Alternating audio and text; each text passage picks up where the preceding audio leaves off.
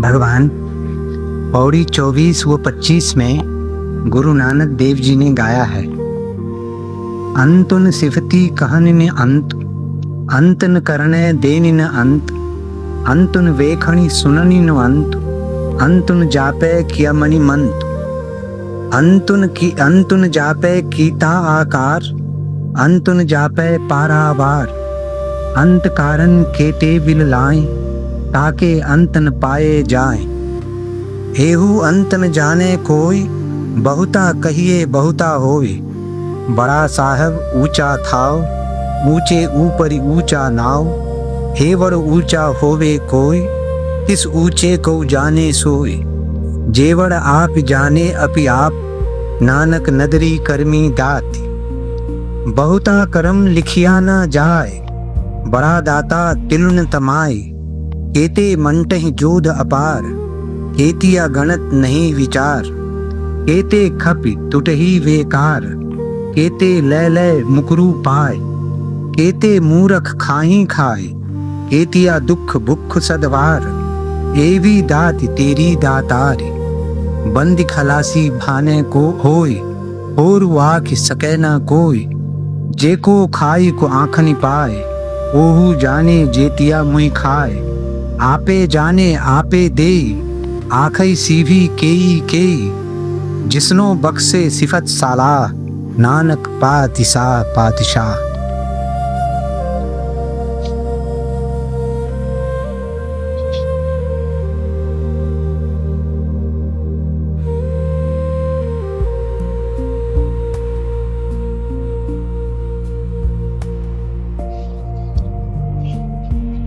उसकी महिमा का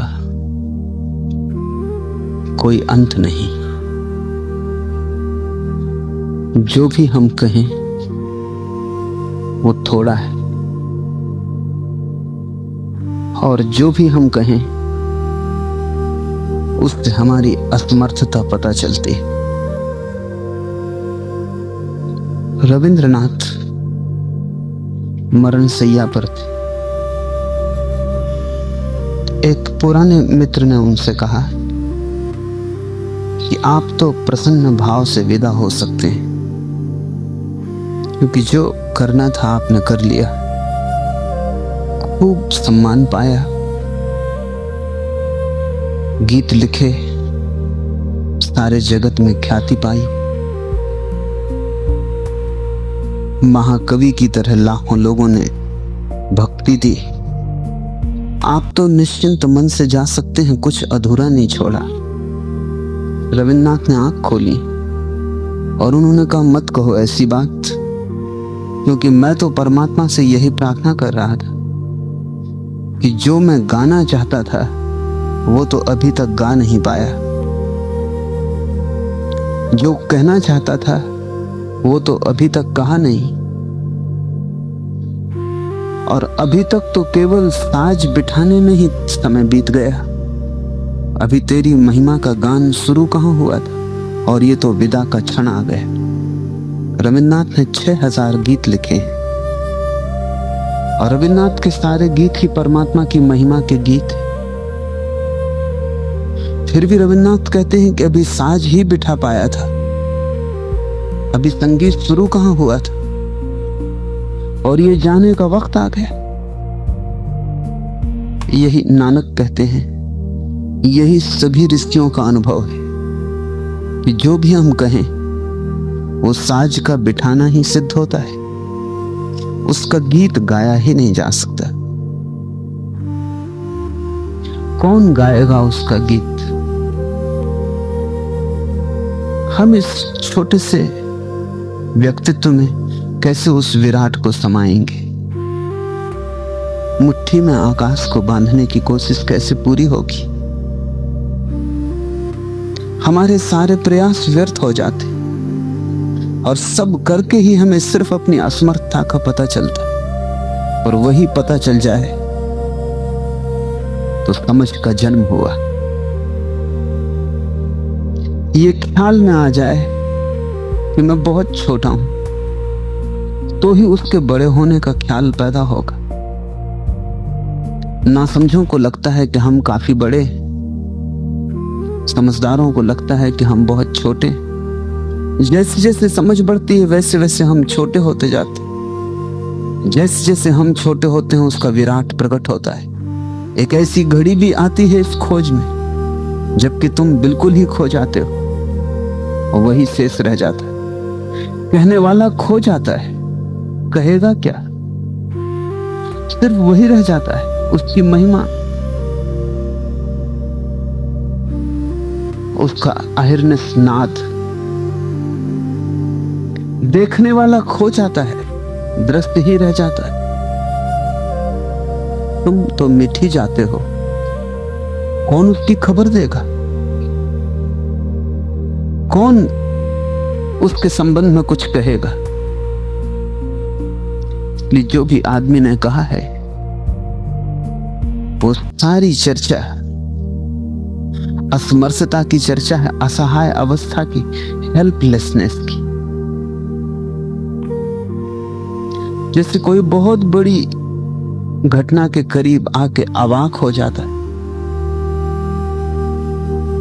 वैसे ही परमात्मा के करीब आके आदमी अवाक हो जाता। अवाक का अर्थ है जहां वाक, जहां वाणी खो जाती, जहां बोलना नहीं होता। हतप्रभ, वाणी रुद्ध, श्वास तक ठहर जाती। उसके जानने के क्षण में तुम बिल्कुल ही रुक जाते हो। न विचार की गति होती, न शब्द की गति होती, न श्वास की गति होती। हृदय भी नहीं धड़कता क्योंकि उतनी धड़कन भी चूकना हो जाएगी, उतना कंपन भी बिछुड़ना हो जाएगा। उस अवाक क्षण में नानक ने ये वचन कहे। ये वचन किसी को समझाने को नहीं, अपनी व्यथा को प्रकट करने को कहे। नानक कहते हैं अंत नहीं उसके गुणों का, ना ही उसके कथन का अंत है। अंत न सिफती कहन न अंत, अंत न करने देनी न अंत, अंत न देखनी सुननी न अंत, अंत न जापे किया मन मंत, अंत न जापे कीता आकार, अंत न जापे पारावार। उसके गुणों का अंत नहीं, न उसके कथन का ही अंत है। उसके कामों का अंत नहीं और उसके दानों का भी अंत नहीं। न उसके दर्शन का अंत है और न उसके श्रवण का अंत है। उसके मन के रहस्यों का भी अंत नहीं जाना जा सकता है। उसके किए हुए सृष्टि प्रकाश प्रसार का कोई अंत नहीं, उसके ओर छोर का अंत नहीं। उसका अंत जानने के लिए कितने बिल्लाते हैं तो भी उसका अंत नहीं पाया जा सकता। कोई भी उसका अंत नहीं जानता है। इन वचनों में 3 बातें ख्याल ले लेने जैसी हैं। एक, जब तक तुम्हें लगता है कि तुमने परमात्मा को जाना, तब तक तुम भ्रांति में हो, तब तक तुम किसी भूल में हो, क्योंकि जिससे तुमने जान लिया वो परमात्मा ना होगा। जिससे तुमने नाप लिया वो परमात्मा ना होगा। जिसकी थाह तुमने पाली वो परमात्मा ना होगा। तुम किसी ताल तलैया में डुबकी लगा रहे होगे, तुम सागर के करीब नहीं पहुंचे। तुम किसी छोटी मोटी घाटी में उतर गए होगे, तुमने उसकी अंतहीन खड्ड को नहीं जाना। जहां गिरना शुरू होता है तो अंत नहीं आता। तुमने कोई छोटी मोटी ऊंचाई पाली होगी, गांव के पास का कोई टीला तुम चढ़ गए होगे, लेकिन तुमने उसका गौरी शंकर नहीं जाना, जहां चढ़ने का कोई उपाय नहीं। हिमालय के गौरी शंकर पर तो हम चढ़ जाते, देर अबेर, कठिनाई से, मुसीबत से, उसके गौरी शंकर पर हम कभी न चढ़ पाएंगे। ये असंभव है। ये असंभव क्यों है, इसे थोड़ा समझ लें। ये असंभव इसलिए है कि हम उसके ही अंग हैं, और अंग अंगी को कैसे जानेगा? ये मेरा हाथ है, ये मुझे कैसे जानेगा? और इस हाथ से मैं दुनिया की सब चीजें पकड़ लूं, लेकिन इस हाथ से मैं अपने को कैसे पकड़ पाऊंगा? ये मेरी आंख है, ये आंख सब कुछ देख ले, ये मुझे कैसे देख पाएगी और पूरा पूरा कैसे देख पाएगी? ये आंख मेरा ही हिस्सा है। अंश कभी अंशी को नहीं जान सकता। झलकें मिलेंगी लेकिन पूर्णता कभी ना होगी। हम इस विराट के अंश, इसलिए कठिनाई है। अगर हम अलग होते परमात्मा से तो हम उसे जान लेते, हम अगर भिन्न होते तो हम उसे पकड़ लेते, हम अगर पृथक होते तो हम उसके चारों ओर चक्कर लगा के परिक्रमा कर लेते। लेकिन हम उसके ही हिस्से हैं, उसकी ही धड़कन है, हम उसकी ही श्वास प्रश्वास है। कैसे उसका चक्कर लगाएं, कैसे उसकी परिक्रमा करें, कैसे उसे पकड़ें? मनुष्य एक कण है उस विराट में, एक बूंद है उस सागर में। तो ये छोटी सी बूंद कैसे सागर को पकड़ ले? ये छोटी सी बूंद कैसे पूरे सागर को जान ले? ये बड़े मजे की बात है। ये बूंद सागर में है और ये बूंद सागर ही है, तो एक अर्थ में तो सागर को जानती है, बड़े गहन अर्थ में सागर को जानती, क्योंकि सागर इससे भिन्न नहीं है। लेकिन फिर भी एक अर्थ में सागर को नहीं जान सकती, क्योंकि सागर अभिन्न है। ये धार्मिक जीवन का सबसे बड़ा पैराडॉक्स, सबसे बड़ा विरोधाभास है।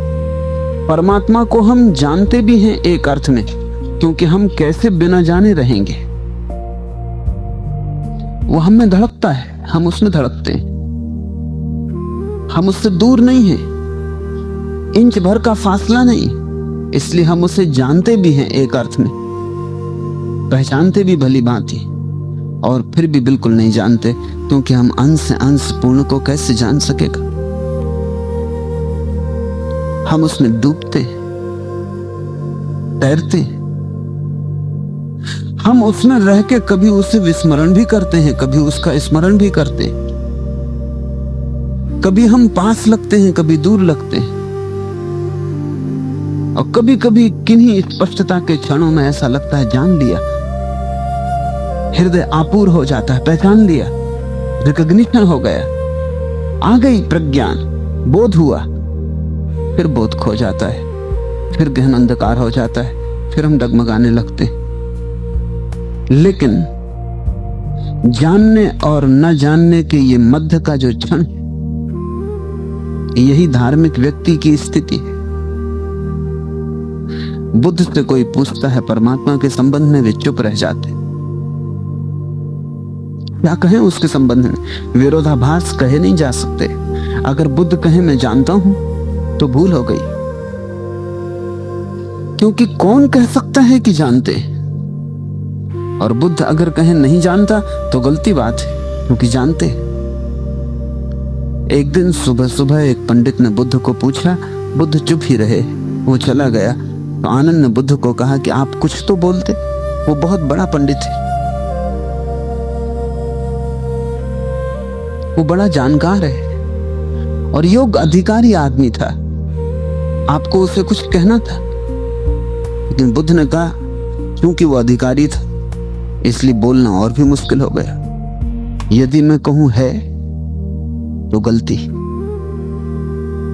क्योंकि जब तक पूरा ना जान लिया जाए, किस तरह कहो कि है, किस तरह कहो कि मैंने जान लिया, कौन कहे कि मैंने जान लिया? सब दावे अहंकार के, और अहंकार तो उसे कभी भी नहीं जान सकता।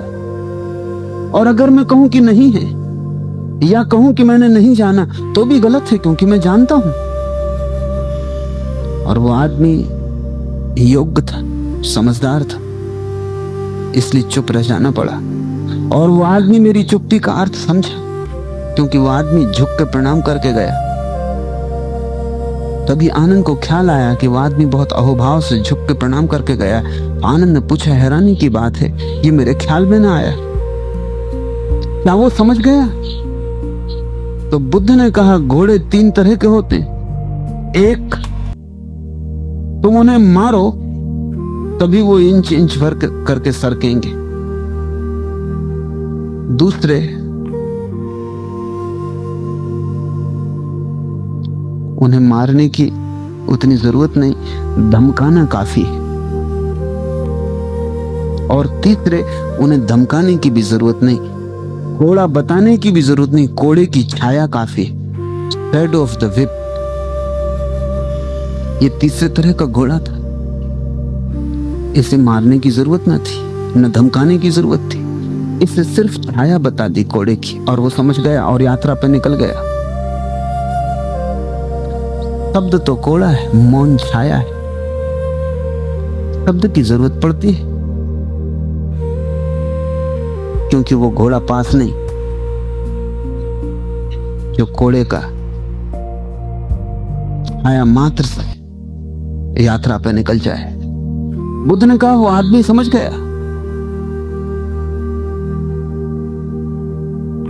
यही तो स्थिति है कि जो जान लेता है वो कह नहीं सकता कि मैं जानता हूं, और ये भी नहीं कह सकता कि मैं नहीं जानता हूं। दोनों के मध्य में वैसी घटना घटती। नानक कहते हैं अंत नहीं उसका, जितना कहो थोड़ा है। कहते चले जाओ और तुम पाते हो कि वो तो सदा शेष, तुमने कुछ भी कहा नहीं। कथन हमेशा अधूरा है, सभी शास्त्र अधूरे हैं, कोई पूरा शास्त्र पृथ्वी पर नहीं हो नहीं सकता, क्योंकि पूरे शास्त्र का अर्थ यह होगा जिसने परमात्मा को पूरा कह दिया। सभी शास्त्र अधूरे हैं और सभी शास्त्र उन घोड़ों के लिए हैं जो कोड़ों की छाया नहीं समझ सकते। न अंत है उसके गुणों का, न उसके कथन का अंत है, न उसके कामों का, न उसके दानों का। जिस जिस व्यक्ति के जीवन में धर्म की गहराई बढ़ती है वैसे वैसे उसके काम तो दिखाई पड़ते ही हैं, उसके दान दिखाई पड़ने शुरू होते। ये दूसरी बात, काम तो चारों तरफ फैला हुआ है, लेकिन अधिक लोगों को तो काम भी दिखाई नहीं पड़ता। वो कहते हैं कहां है परमात्मा? वो पूछते हैं कौन है सृष्टा? सृष्टि को देख के भी उन्हें इशारा नहीं मिलता। इस चारों तरफ इतना विस्तार है, ये उन्हें दिखाई ही नहीं पड़ता। वो पूछते हैं किसने बनाया? कौन है बनाने वाला? है भी कोई बनाने वाला? इतने विराट कारी जाल के पीछे उन्हें कोई हाथ नहीं दिखाई पड़ते। और मजे की बात है, यही वे लोग हैं जो दूसरी दिशाओं में अंधों की तरह मान लेते। आज तक किसी वैज्ञानिक ने इलेक्ट्रॉन नहीं देखा, विद्युत का आखिरी कण जिसको विज्ञान कहता है, जिसके आधार से सारा जगत बना है। इलेक्ट्रॉन के ही संगठन से सारा जगत निर्मित है, लेकिन आज तक किसी वैज्ञानिक ने इलेक्ट्रॉन देखा नहीं और ना आशा है कभी देख पाने की। फिर वैज्ञानिक कैसे मान लेता है कि इलेक्ट्रॉन है? वो कहता उसके परिणाम दिखाई पड़ते। कारण सूक्ष्म है, परिणाम स्थूल है। हाथ नहीं दिखाई पड़ते परमात्मा के, लेकिन कृत्य दिखाई पड़ता है। इलेक्ट्रॉन को तो मान लेते हैं हम क्योंकि परिणाम दिखाई पड़ते हैं, परमात्मा को इनकार करते हैं, परिणाम चारों तरफ मौजूद है। फूल खिलता है, ये परिणाम है, लेकिन कोई हाथ छिपे उसे खिलाते, अन्यथा कैसे फूल खिलेगा? बीज टूटता है, ये परिणाम है, लेकिन कोई बीज को तोड़ता है, अंकुरित करता है, और जहां पत्थर जैसा लग रहा था बीज, वहां सुकोमल फूल खिलने शुरू हो जाते। सब तरफ उसके हस्ताक्षर है, लेकिन हाथ नहीं दिखाई पड़ते। हाथ दिखाई पड़ेंगे भी नहीं, क्योंकि जीवन सूक्ष्म और स्थूल का संतुलन है। कारण सदा सूक्ष्म होता है, कार्य सदा स्थूल होता है। कारण दिखाई नहीं पड़ते, परमात्मा महाकारण है, लेकिन कार्य तो चारों तरफ दिखाई पड़ रहे हैं। तो तीन तरह के लोग हैं जगत में। एक, तीन तरह के घोड़े जिनको बुद्ध ने कहा। एक, जिनको उसके काम भी दिखाई नहीं पड़ते, बिल्कुल अंधे। वो पूछते हैं कैसा परमात्मा, कैसा सृष्टा, क्या सबूत है? इतनी बड़ी सृष्टि सबूत नहीं है, वे और कोई सबूत चाहते हैं। इतना बड़ा प्रमाण प्रमाण नहीं है, वे और कोई प्रमाण चाहते हैं। और जिनको इतना बड़ा प्रमाण नहीं दिखता, उन्हें कोई और प्रमाण समझ में आ सकेगा? इससे बड़ा क्या प्रमाण हो सकता है कि जीवन एक क्रमबद्ध गति से, संतुलित गति से चल रहा है। विराट लीला में कहीं भी कोई विच्छेद नहीं, धारा अनवरत, अहिर्निश एक संगीत बज रहा है। जैसा होना चाहिए वैसा ही हो रहा है। ये जगत कोई क्याज नहीं है, काजमाज है। ये कोई ऐसा ही संयोग वसात घट रहा है, ऐसा नहीं है। उसके पीछे सुनिश्चित नियम काम कर रहा है। उसी नियम को हमने दम कहा है, धर्म कहा है, लाओत्से ने ताओ कहा है, नानक ने हुक्म कहा है। उस नियम का नाम है। जब नानक कहते हैं सब उसके हुक्म से हो रहा है, तो तुम ऐसा मत समझना कि वो कहीं खड़ा है हेड कांस्टेबल की तरह, वो कह रहा है करो। हुक्म का मतलब है कि जगत एक आर्डर है, एक व्यवस्था है, एक अराजकता नहीं है। यहां कुछ भी नहीं हो रहा है। होने के पीछे सुनियोजित हाथ है, सुनियोजित व्यवस्था है। होने के पीछे प्रयोजन है। जो हो रहा है वो एक लक्ष्य की तरफ, एक अंत की तरफ विकासमान है। अगर तुम्हें सृष्टि नहीं दिखाई पड़ती, तुम बिल्कुल अंधे हो। बहुत लोग हैं जिनको सृष्टि के पीछे कोई सृजन का हाथ नहीं दिखाई पड़ता। एक छोटी सी मूर्ति रखी हो तो तुम तत्क्षण पूछते हो किसने बनाई। एक छोटा सा चित्र टंगा हो दीवार पर तो तुम तत्क्षण पूछते हो कौन है चित्रकार। तुम कभी भी नहीं सोचते कि अनायास संयोगवशात ये मूर्ति बन गई होगी। अनायास संयोगवशात प्राकृतिक कारणों से ये चित्र टंग गया होगा।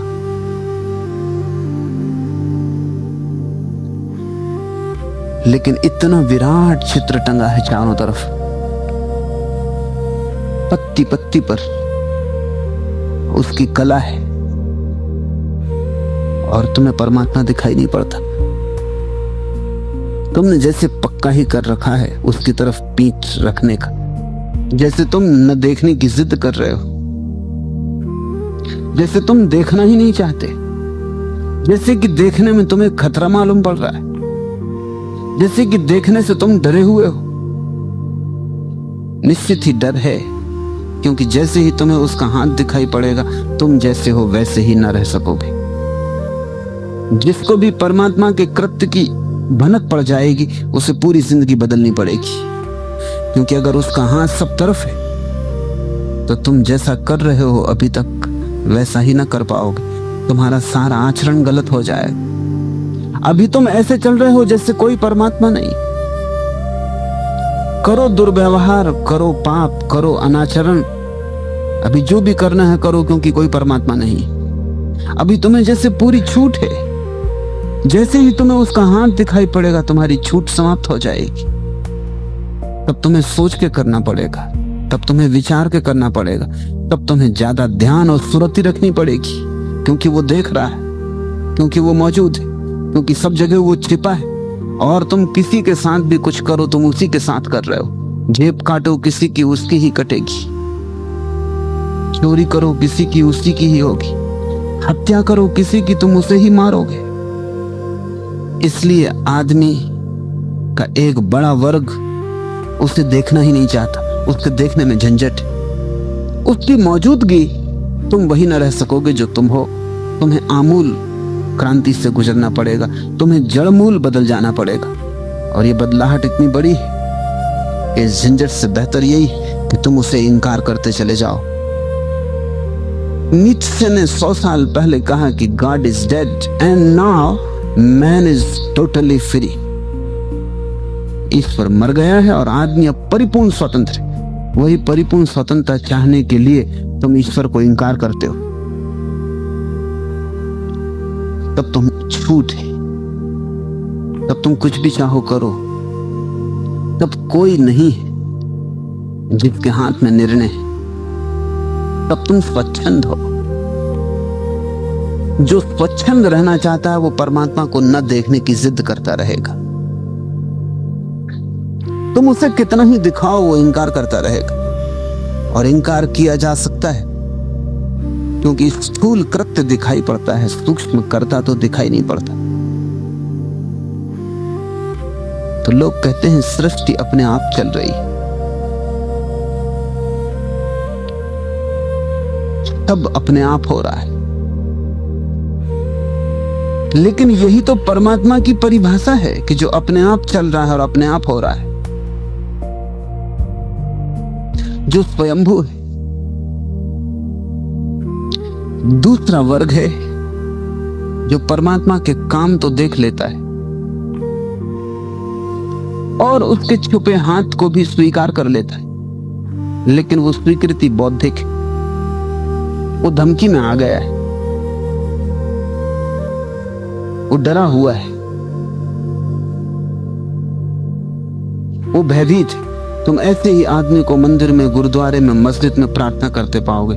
नंबर 2 का आदमी, वो भय के कारण वहां गया है, वो धमकी में आ गया, जिंदगी का कोड़ा उस पर जोर से पड़ गया है, वो डरा है, वो प्रार्थना कर रहा है, वो मांग रहा है सुरक्षा, आश्वासन, धन, प्रतिष्ठा, पद।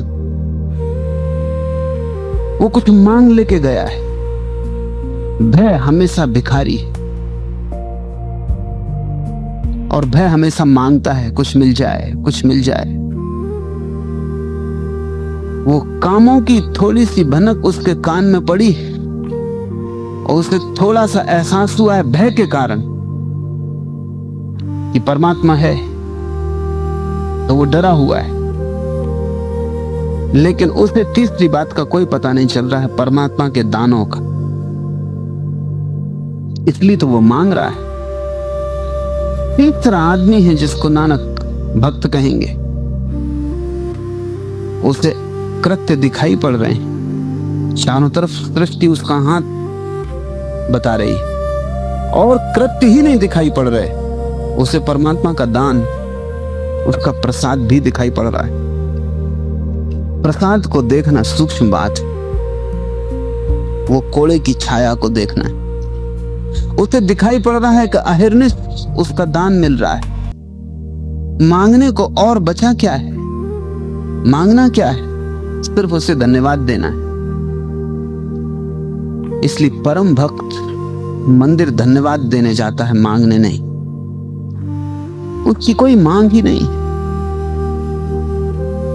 अगर परमात्मा सामने खड़ा होकर भी उसको कहे कि तू कुछ मांग ले, तो भी वो मांगेगा नहीं, क्योंकि वो कहेगा सब दिया ही हुआ है, सब पहले से ही जरूरत से ज्यादा दिया हुआ है, मेरी योग्यता से ज्यादा तुमने मुझे पहले ही दिया हुआ है, किस मुंह से मांगो? और मांगने में तो शिकायत होगी कि तुमने कुछ कम दिया है। तुम्हें जीवन मिला है, ये क्या कम? लेकिन जीवन की तुम कोई कीमत नहीं करते। मैंने सुना है कि एक कंजूस, महाकंजूस की मौत करीब आई। उसने करोड़ों रुपए इकट्ठे कर रखे थे और ये सोच रहा था कि आज नहीं कल जीवन को भोगूंगा, लेकिन इकट्ठा करने में सारा समय चला गया। जैसा कि सदा ही होता है, जब मौत ने दस्तक दी तब वो घबराया कि समय तो चुक गया, धन भी इकट्ठा हो गया, लेकिन भोग तो मैं पाया नहीं। सोच ही रहा था कि भोगना है। ये तो वो जिंदगी भर से सोच रहा था और स्थगित कर रहा था कि जब सब हो जाएगा तब भोग लूंगा। उसने मौत से कहा कि मैं 1 करोड़ रुपए दे देता हूं, सिर्फ 24 घंटे मुझे मिल जाएं, क्योंकि मैं भोग तो पाया ही नहीं। मौत ने कहा कि ये सौदा नहीं हो सकेगा। उसने कहा मैं 5 करोड़ दे देता हूं, मैं 10 करोड़ दे देता हूं, 24 घंटे। आखिर वो इस बात पर राजी हो गया कि मैं सब दे देता हूं, सिर्फ 24 घंटे।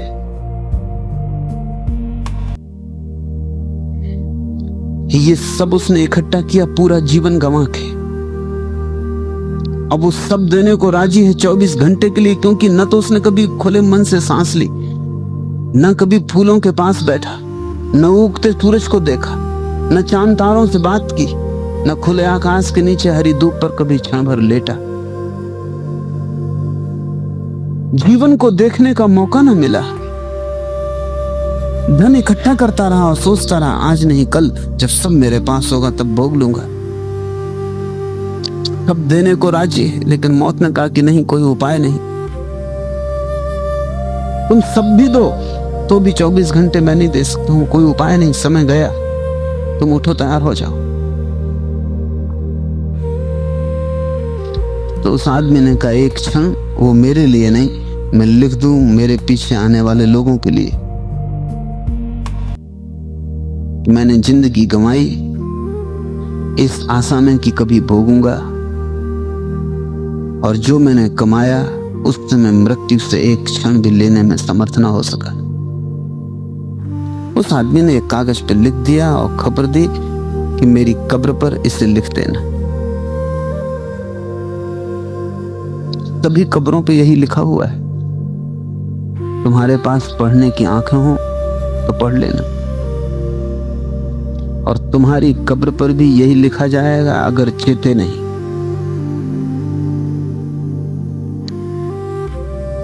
अगर तुम देखो तो तुम्हें जो मिला है वो अपरंपार है। जीवन का कोई मूल्य है? एक क्षण के जीवन के लिए तुम कुछ भी देने को राजी हो जाओगे, लेकिन वर्षों के जीवन के लिए तुमने परमात्मा को धन्यवाद भी नहीं दिया। मरुस्थल में मर रहे होगे प्यासे, तो एक घूंट पाने के लिए तुम कुछ भी देने को राजी हो जाओगे, लेकिन इतनी सरिताएं बह रही, वर्षा में इतने बादल तुम्हारे घर पर घुमड़ते, तुमने एक बार उन्हें धन्यवाद नहीं दिया। अगर सूरज ठंडा हो जाएगा तो हम सब यहीं की यहीं मुर्दा हो जाएंगे इसी वक्त, लेकिन हमने कभी उठ के सुबह सूरज को धन्यवाद न दिया। असल में आदमी का एक बड़ा अद्भुत तर्क है, जो उसके पास होता है वो उसे दिखाई नहीं पड़ता, जो नहीं होता वो दिखाई पड़ता है। जब तुम्हारा दांत एक टूट जाएगा तब तुम्हारी जीभ बार बार उसी जगह जाएगी, जब तक दांत था तब तक कभी न गई। खाली जगह को टटोलेगी, तुम चेष्टा भी करोगे कि जीभ को वहां न ले जाएं, क्या सार है, लेकिन जीभ वहीं वहीं जाएगी। आदमी का मन खाली जगह को टटोलता है, भरी जगह के प्रति अंधा, खाली के प्रति आंखें। जो तुम्हारे पास है तुमने कभी उसका हिसाब लगाया? और जब तक तुम्हें वो हिसाब साफ ना हो जाए तुम परमात्मा के दानों का हिसाब ना लगा पाओगे। वो अनंत, लेकिन कम से कम जो तुम्हें मिला है वहां से तो तुम सोचो। जो तुमने पाया है उसे तुम देखो, और चारों तरफ उसके दानों की वर्षा हो रही। जैसे हर कृत्य के पीछे उसका हाथ है, वैसे ही हर कृत्य के पीछे उसका दान है। ये पूरा अस्तित्व तुम्हारे लिए खिल रहा है, ये पूरा अस्तित्व उसकी भेंट। और जब कोई इसको देख पाता है तब एक नई तरह की भक्ति का जन्म होता है। एक है नास्तिक, वो अकड़ा हुआ है अहंकार से। एक है आस्तिक, वो कपरा है भय से। वे दोनों ही धार्मिक नहीं।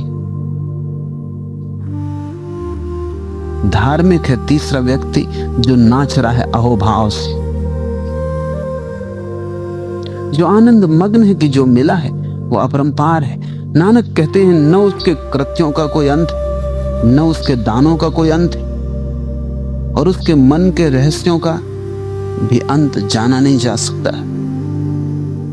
उसके किए हुए सृष्टि प्रसार का कोई अंत नहीं, उसके ओर छोर का अंत नहीं। उसका अंत जानने के लिए कितने बिल्लाते हैं तो भी उसका अंत नहीं पाया जाता। कोई भी उसका अंत नहीं जानता। जितना अधिक उसको कहिए उतना ही अधिक वह होता जाता है। वह साहब महान है और उसका स्थान ऊंचा है, उससे भी ऊंचा उसका नाम है। ये जरा कठिन लगेगा समझने, उससे भी ऊंचा उसका नाम है।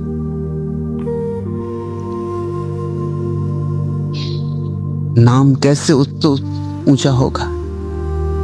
हमारे लिए, यात्रियों के लिए उसका नाम उससे ऊंचा है, क्योंकि उसके नाम के द्वारा ही हम उस तक पहुंचेंगे।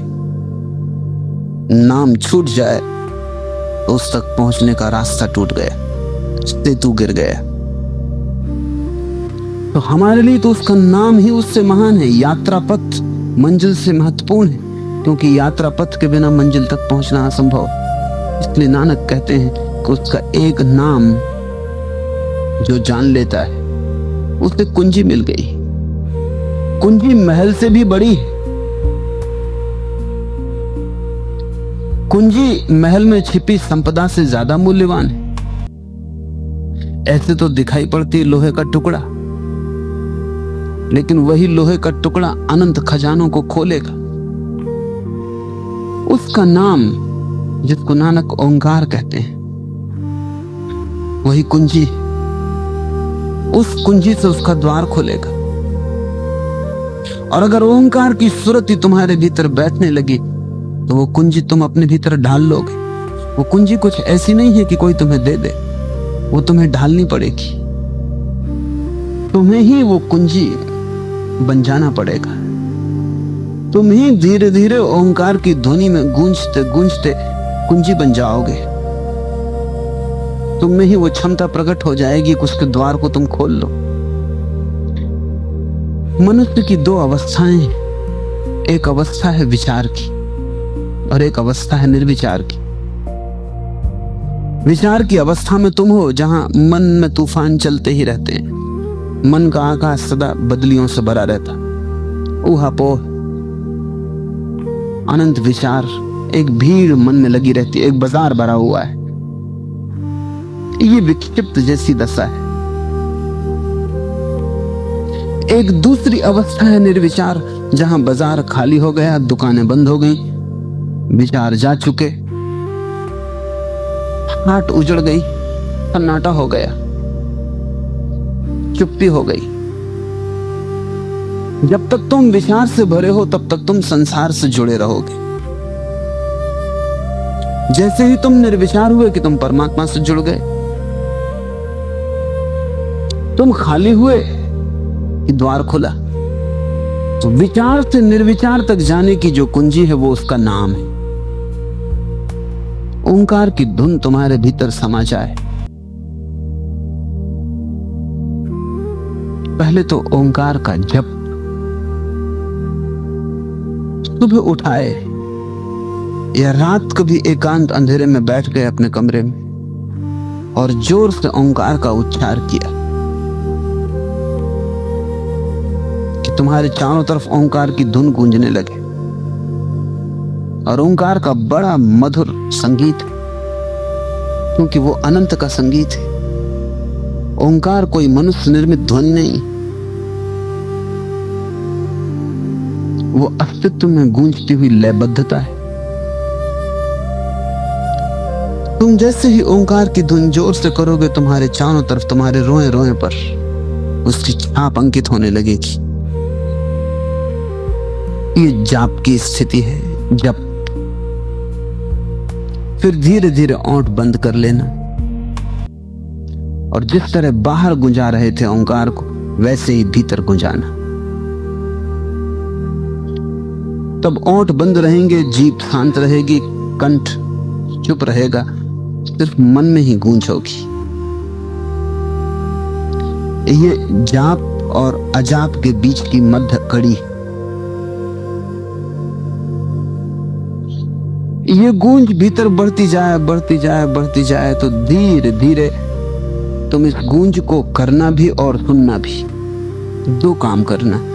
भीतर ओंकार की गूंज भी करना और सुनना भी कि ये गूंज हो रही है। फिर धीरे धीरे करने को छोड़ते जाना और सुनने को बढ़ाते जाना। और एक ऐसी घड़ी आती है जब करना तुम बंद कर देते हो और गूंज अपने से होती, तुम सिर्फ सुनते हो। तब अजपा जाप शुरू हो गया। और जब गूंज अपने से होती है तब असली ओंकार प्रकट हुआ। अब ये तुम नहीं कर रहे हो, अब ये तुम्हारे होने में से ही प्रकट हो रही है। अब ये तुम्हारे जीवन के भीतर बहते हुए झरने का नाद है। और जिस दिन तुम इसे सुन लोगे फिर तुम इसे 24 घंटे सुन सकते हो, क्योंकि ये तो हो ही रहा है, इसे करने की जरूरत नहीं है। तुम जब भी जरा भीतर आंख बंद करोगे वहां ये नाद सुनाई पड़ने लगेगा। जब भी चिंता पकड़े, तनाव पकड़े, बेचैनी हो, क्रोध आए, तुम आंख बंद करके जरा इस नाद को सुन लेना। एक नाद की भनक क्रोध तिरोहित हो जाएगा। नाद का जरा सा बोध घृणा समाप्त हो जाएगी। नाद का जरा सा स्मरण और तुम पाओगे चित्त जो तुम्हें बेचैन किए था तत्क्षण हट गया। ये ऐसे ही हो जाता है जैसे अंधेरा घर में भरा हो और तुम टार्च का बटन दबाओ, प्रकाश हो जाता, अंधेरा खो जाता। ऐसे ही भीतर के नाद को तुम सुनो, क्षण भर को भी सुन लो तो बाहर का जो भी अंधकार था उसी वक्त टूट जाता है। इसलिए तो नानक इतना जोर देते हैं, एक ओंकार सतनाम। सारी साधना उनके इस वास्तविक ओंकार के नाद को पालेने की। इसी को उन्होंने शब्द कहा, इसी को वो नाम कहते हैं। और नानक कहते हैं तुझसे भी बड़ा तेरा नाम, तू अंतहीन है, तू विराट है, तुझसे भी बड़ा तेरा नाम। क्योंकि हमारे लिए तो नाम का सहारा है, नाम से ही हम तुझसे जुड़ेंगे। तू है भी हमें पता नहीं, नाम से ही हमें तेरी खबर आएगी। नाम से ही हम धीरे धीरे तेरी तरफ खींचेंगे। और एक ऐसी घड़ी आती जब नाद अपने आप गूंजता है तो तुम खींच लिए जाते हो परमात्मा की तरफ। वैज्ञानिक कहते हैं एक ऊर्जा जिसका नाम ग्रेविटेशन, गुरुत्वाकर्षण, हम जमीन पे इसीलिए हैं कि जमीन हमको खींचे हुए है। अगर जमीन हमें छोड़ दे हम आकाश में खो जाएं। जमीन हमें अपनी तरफ खींचे है, इसलिए तो पत्थर को हम फेंकते हैं वो वापस जमीन पर गिर जाता है। जमीन उसे खींच रही है, हर चीज को जमीन खींचे हुए, इसका नाम ग्रेविटेशन। इस युग में एक बहुत महत्वपूर्ण महिला हुई सिमोन वेल। उसने कहा कि जिस तरह ग्रेविटेशन है इसी तरह एक और शक्ति है, उसका नाम है ग्रेस। उसने एक बड़ी महत्वपूर्ण किताब लिखी, ग्रेस एंड ग्रेविटेशन। न तो ग्रेविटेशन दिखाई पड़ता, जमीन का गुरुत्वाकर्षण दिखाई तो पड़ता नहीं, लेकिन फिर भी खींचे हुए। अभी वैज्ञानिक चिंतित हो रहे हैं क्योंकि कल ही अखबारों में खबर थी कि गुरुत्वाकर्षण कम हो रहा है। बहुत छोटी मात्रा में कम हो रहा है, लेकिन कम हो रहा है। और अगर कम होता गया तो जमीन बिखर जाएगी, क्योंकि जमीन उसी शक्ति की वजह से चीजों को पकड़े हुए है। वृक्ष जमीन में गड़े हैं, आदमी जमीन पे चल रहा है, पक्षी आकाश में उड़ रहे हैं, जानवर चल रहे हैं, वो सब गुरुत्वाकर्षण से। जमीन का गुरुत्वाकर्षण कम हो जाए, चुंबक उसकी कम हो जाए, सब चीजें बिखर जाएंगी, अनंत में खो जाएंगी। पर गुरुत्वाकर्षण दिखाई नहीं पड़ता जो जमीन से बांधे हुए है।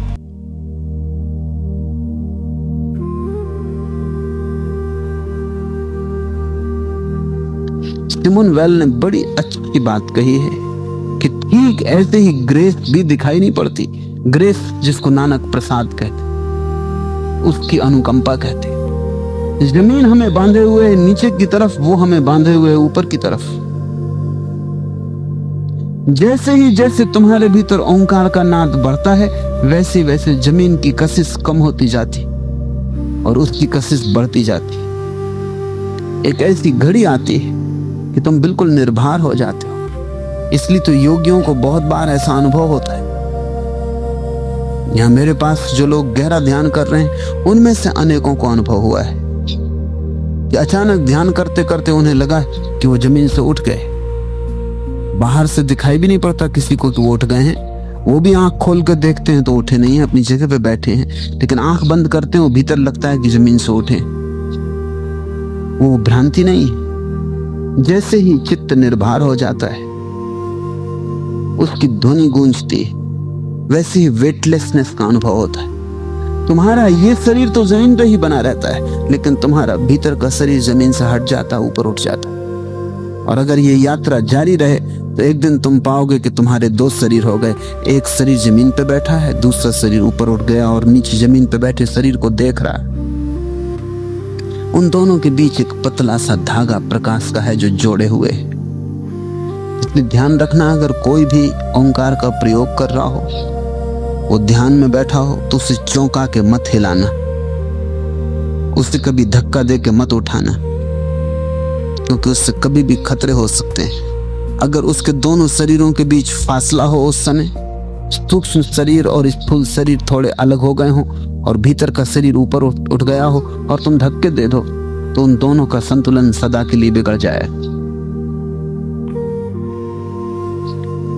उन दोनों के बीच जो तालमेल है वो सदा के लिए अस्त व्यस्त हो जाएगा। वो तालमेल बहुत सूक्ष्म है। ध्यान की अवस्था में व्यक्ति इस शरीर के बाहर निकलता है, फिर वापस लौट आता है। और जब तुम इस कला में पूरे पारंगत हो जाते हो कि कैसे बाहर निकलें, कैसे भीतर आ जाएं, तुम जान गए कि कैसे परमात्मा में प्रवेश करें और कैसे वापस लौट आएं, तब एक संसार और परमात्मा में कोई विरोध नहीं रह जाता। तुम रहो इस शरीर में और उसकी सुरति बनी रहती, मन का धागा वहां जुड़ा रहता है। नानक कहते हैं उसका नाम उससे भी महान। जितना बड़ा वह है, वह आप ही अपने को जान सकता है। यदि कोई उतना ऊंचा हो तो वह उस ऊंचे को जान सकता है। नानक कहते हैं जिस पर उसकी कृपा दृष्टि होती है, उसी पर उसकी देन, उसका दान उतरता है। ये जरा समझने जैसा है और जटिल है, क्योंकि जगत में दो साधना पद्धतियां हैं, सिर्फ दो। एक साधना पद्धति का आधार संकल्प है और एक साधना पद्धति का आधार समर्पण।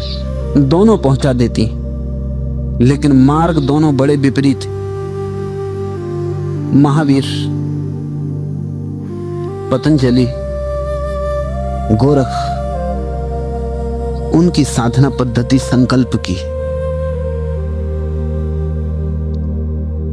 प्रयास करना है और संपूर्ण जीवन की शक्ति को प्रयास बना देना है। जिस दिन तुम्हारे भीतर रत्ती भर भी बची हुई शक्ति न रह जाएगी, जिस दिन तुम अपने को पूरा दांव पर लगा दोगे, उसी दिन घटना घट जाएगी। जिस दिन संकल्प पूरा हो जाएगा, भीतर कोई भाग ना बचेगा, कोई भी चीज तुमने बचाई ना होगी, सभी कुछ दांव पर रख दिया होगा, उसी दिन संकल्प पूरा हो जाएगा। उसी दिन तुम परमात्मा से मिल जाओगे, उसी दिन घटना घट जाएगी। दूसरा मार्ग है समर्पण का। नानक, मीरा, चैतन्य, उन सब का मार्ग बिल्कुल भिन्न है। और वो मार्ग यह है कि हमारे प्रयास से उपलब्धि नहीं होती, उसके प्रसाद से उपलब्धि होती। हमारी चेष्टा से कुछ ना होगा, उसकी अनुकंपा से सब कुछ होगा। इसका यह मतलब नहीं कि तुम प्रयास मत करना, इसका मतलब इतना ही है कि तुम प्रयास पर भरोसा मत रखना, अकेले प्रयास पर भरोसा मत रखना। प्रयास तो तुम करना, लेकिन ये बात जानते रहना कि होगा उसकी अनुकंपा से। ये बड़ा महत्वपूर्ण है, क्योंकि अगर प्रयास का ही भरोसा हो तो अहंकार के जन्मने की संभावना है। इसलिए हो सकता है योगी अकड़ जाए और समझने लगे कि सब मेरे कारण हो रहा है, जो भी हो रहा है मैं कर रहा हूं। और ये अहंकार अगर बन जाए तो इससे छुटकारा बहुत मुश्किल है। धन का अहंकार छोड़ना आसान है, पद का अहंकार छोड़ना आसान है, लेकिन प्रयास का अहंकार छोड़ना बड़ा कठिन है। तो संकल्प के मार्ग पर जो सबसे बड़ा खतरा है वो ये है कि कहीं प्रयास करते करते अहंकार मजबूत ना हो जाए, कहीं ऐसा ना लगे कि सब मुझसे हो रहा है, मैं कर रहा हूं इसलिए हो रहा है। तो मैं महत्वपूर्ण हो जाऊंगा, परमात्मा भी गौण हो जाएगा।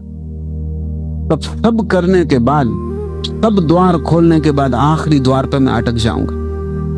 ये खतरा है संकल्प के मार्ग। इसलिए महावीर,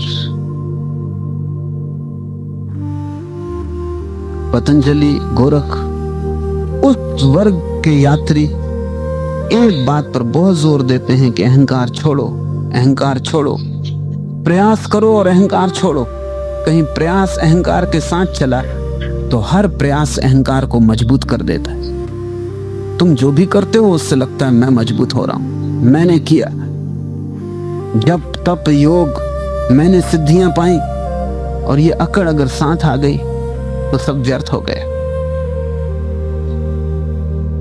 नानक कहते हैं प्रयास करो, लेकिन याद रखो मन में कि होगा उसकी अनुकंपा से। तो वो आखिरी खतरा जो संकल्प में आता है नहीं आएगा।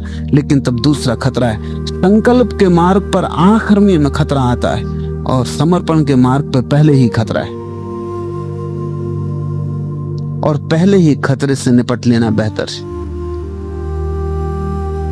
पहला खतरा यह है कि कहीं ऐसा ना हो जाए कि तुम सोचो तब कुछ करने की जरूरत ही नहीं होगा, जब उसकी ही कृपा से तो हम क्या करें। तो ये न करने का बहाना बन जाए, तब तुम सोचते रहो कि होगा उसकी कृपा से, जब होना है, हमारे करने से क्या होता है। और तुम जिंदगी की जो व्यर्थता है उसमें ही उलझे रहो, क्योंकि जब वो चाहेगा तब होगा, जब उसकी मर्जी होगी तब होगा, हम क्या करें। ये कहीं संसार में भटकने के लिए आधार न बन जाए, ये कहीं क्षुद्र को करने का रास्ता न बना रहे, और ये कहीं तरकीब ना हो, बहाना ना हो टालने का कि जब उसको करना होगा करेगा, हम क्या कर सकते। समर्पण के मार्ग पर पहले ही खतरा है कि कहीं तुम आलस्य में न डूब जाओ। इसलिए प्रयास तो पूरा करना है, और फल सदा उसकी कृपा से मिलेगा, ये स्मरण रखना है। तो नानक बार बार दोहराते हैं कि जिस पर उसकी कृपा दृष्टि होती है उसी पर उसकी देन, उसका दान उतरता है। लेकिन कृपा दृष्टि उसकी किस पर होती है? उसी पर होती है जो प्रयास से अपने को तैयार करता है। इसे थोड़ा समझे, क्योंकि सामान्य जीवन में कृपा दृष्टि का बड़ा अलग अर्थ है। कृपा दृष्टि का मतलब यह है कि क्या वो भी पक्षपाती है, कि अपनों पर कृपा करता है और दूसरों को छोड़ देता है, कि किसी को चुन लेता है और उस पर कृपा करता है और किसी को छोड़ देता है। ये तो अन्याय होगा। परमात्मा के साथ अन्याय को तो हम जोड़ ही नहीं सकते। फिर तो कोई सार ही ना रहा, फिर तो पापी पे उसकी कृपा हो सकती है और पुण्यात्मा पे ना हो, फिर तो सब करना व्यर्थ है।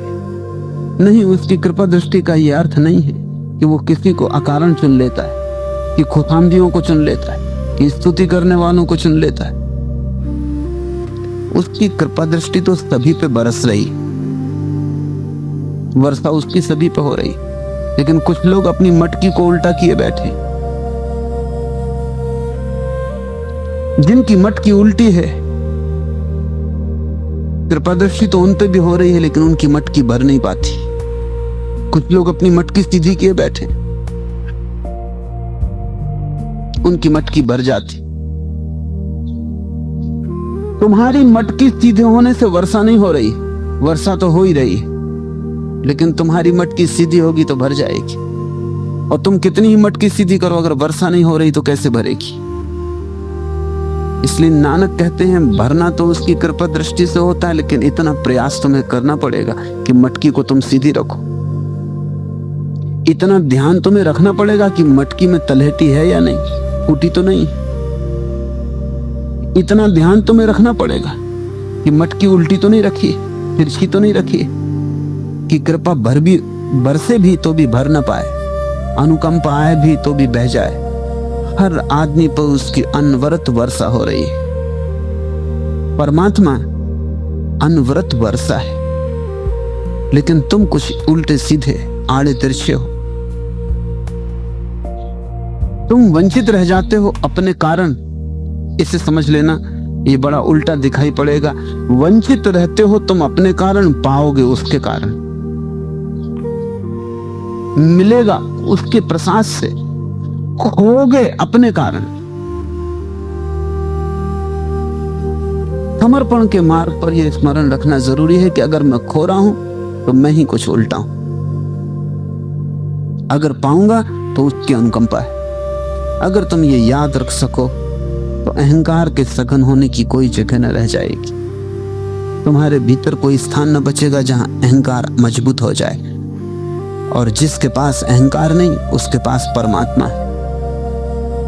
उसकी महान कृपा का वर्णन नहीं हो सकता। वह दाता इतना महान है कि उसमें बदले में पाने की तिल मात्र भी लालच नहीं। और दान का अर्थ समझ लेना, तुम भी दान देते हो लेकिन उसमें पाने की कोई आकांक्षा छिपी रहती। तुम अगर भिखारी को 2 पैसे भी देते हो तो भी पाने की आकांक्षा रहती कि शायद स्वर्ग में इसका प्रतिकार मिलेगा। और न सही स्वर्ग में, कम से कम मोहल्ले पड़ोस के लोग देख लेंगे कि मैं दानी हूं, इज्जत बढ़ेगी, प्रतिष्ठा मिलेगी। एक अंधा आदमी एक चर्च में जाता था। अंधा भी था, बहरा भी था। बहुत जोर से कोई चिल्लाए तो बामुश्किल सुन सकता था। तो चर्च में न तो प्रवचन पुरोहित का उसे सुनाई पड़ता था, न चर्च में चलता भजन संगीत उसे सुनाई पड़ता था, न वो कुछ देख सकता था, पर जाता नियम से था। एक दिन एक आदमी ने उससे पूछा कि हमारी को समझ में नहीं आता, तुम किस लिए आते हो? न तुम देख सकते, न तुम सुन सकते, तो किस लिए इतनी परेशानी उठाते हो? उस आदमी ने कहा, मैं इसलिए आता हूं ताकि दूसरे देख लें कि मैं चर्च आने वाला धार्मिक आदमी, और तुम्हारे पास भला आंखें हो लेकिन आते तुम भी इसीलिए हो, और भला तुम्हारे पास कान हो, आते तुम भी इसीलिए हो। मंदिर, गुरुद्वारा, मस्जिद जाना भी सामाजिक कृत्य हो गया है, एक औपचारिकता है जो निभानी पड़ती है। तुम अगर 2 पैसे दान भी देते हो तो भी प्रतिकार छिपा है। तुम कुछ पाना चाहते हो, वो दान ना रहा, सौदा हो गए। सौदा और दान में यही तो फर्क है। जब तुम कुछ वापस पाना चाहते हो तब सौदा, तब तो बड़ा कठिन हो जाएगा। तब तो तुमने कभी दान नहीं दिया, तुमने सदा सौदा ही किया है। और लोग जो तुम्हारा शोषण करते हैं भली भांति समझ गए हैं कि तुम सौदा ही करते हो, तो वो तुम्हें समझाते हैं कि यहां 2 1 वहां मिलेंगे लाख, यहां 2 ब्राह्मण को वहां पाओगे, यहां चढ़ाओ वहां फल मिलेगा, करोड़ गुना प्राप्त होगा स्वर्ग में। जो तुम्हारा शोषण करते हैं वो भी समझ गए कि तुम सौदागर हो। दान तो तुम दे नहीं सकते। क्या तुम ऐसे मंदिर में भी दान दोगे जहां कहा जाए कि दो, भला मिलेगा कुछ भी नहीं? दो, तुम्हारी मर्जी, तुम्हारी खुशी, वापस कुछ ना पाओगे। उस मंदिर में दान देने वाला खोजना मुश्किल हो जाएगा, वो मंदिर गिर ही जाएगा, उसका बनना ही मुश्किल है। वैसा मंदिर कहीं भी नहीं। जब तुम परमात्मा के दान की बात सोचो तो तुम अपनी भाषा का हिसाब मत रखना। तुम ये मत सोचना जैसा दान तुम देते हो। नानक कहते हैं वो देता है और तुमसे कुछ पाना नहीं चाहता। तुम्हारे पास है भी क्या तो तुम दोगे। उसका दान शुद्ध है, अनकंडीशनल है, उसमें कोई शर्त नहीं है, बेशर्त है। तुमने वापस क्या दिया है? जीवन तुमने पाया तो, और तुम्हारे जीवन में प्रेम आया, तुमने वापस क्या दिया है? और तुमने कुछ हल्की झलकें भी पाई, अगर स्वास्थ्य की, सौंदर्य की, सत्य की, तो तुमने वापस क्या दिया है? बड़ी आश्चर्य की बात है, हम कभी इस भांति सोचते ही नहीं। कि हमें जो मिला है उसके उत्तर में हमने क्या दिया है। तुम्हें जो मिला है अगर तुम्हें ख्याल आ जाए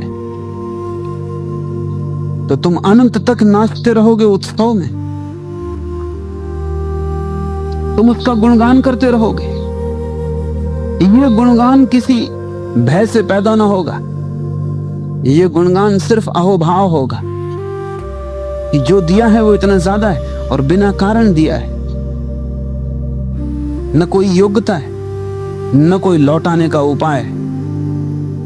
पिता के ऋण से मुक्त हुआ जा सकता है, मां के ऋण से मुक्त हुआ जा सकता है, परमात्मा के ऋण से कैसे मुक्त होगे? वो दान बेसर्त है। नानक कहते हैं वो दाता इतना महान है कि उसमें बदले में पाने की तिल मात्र भी लालच नहीं। बहुता करम लिखिया न जाई, बड़ा दाता तिल ना तमाई। कितने ही बड़े योद्धा उससे मांगते ही रहते हैं, और हमारे भिखारी तो मांगते ही, हमारे योद्धा भी मांगते। हमारे भिखारी और हमारे सम्राटों में बहुत फर्क नहीं, मात्रा का ही फर्क होगा, क्योंकि मांगते तो दोनों ही रहते हैं।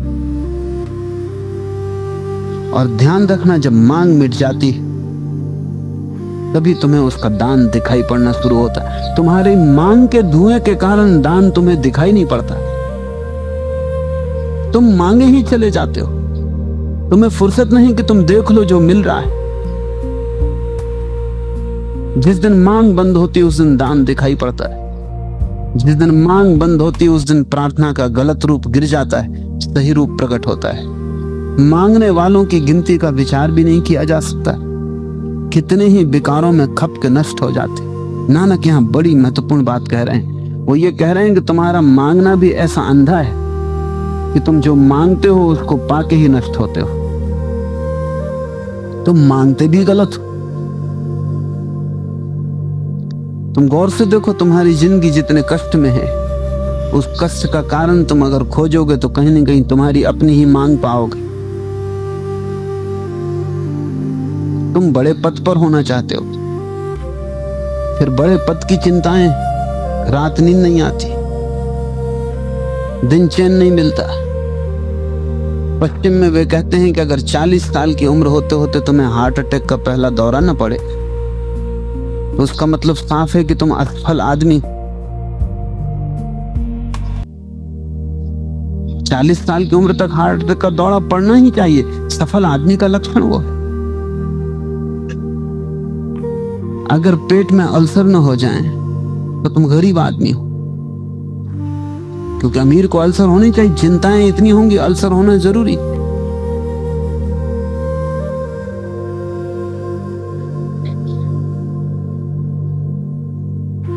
सफल आदमी सफलता की मांग कर करके पाता क्या है, और जो उसने मांगा मिल जाता है। ये बड़े मजे की बात तो ये है कि तुम जो मांगोगे मिल जाएगा, देर अबेर मिल ही जाएगा। इसलिए मांगना थोड़ा सोच समझ के, क्योंकि फिर पछताना मत। पहले मांगने में समय गंवाया, फिर पछताने में समय गंवाओगे। तुम गौर से अगर अपनी जिंदगी का विश्लेषण करो तो तुम पाओगे तुम अपने ही हाथ मुसीबत में फंसे हो। तुमने जो जो मांगा था वही पाके फंस गए। वो मिल गया, तुम्हें धन चाहिए था, धन मिल गया, पर धन के साथ धन की चिंता भी आती है,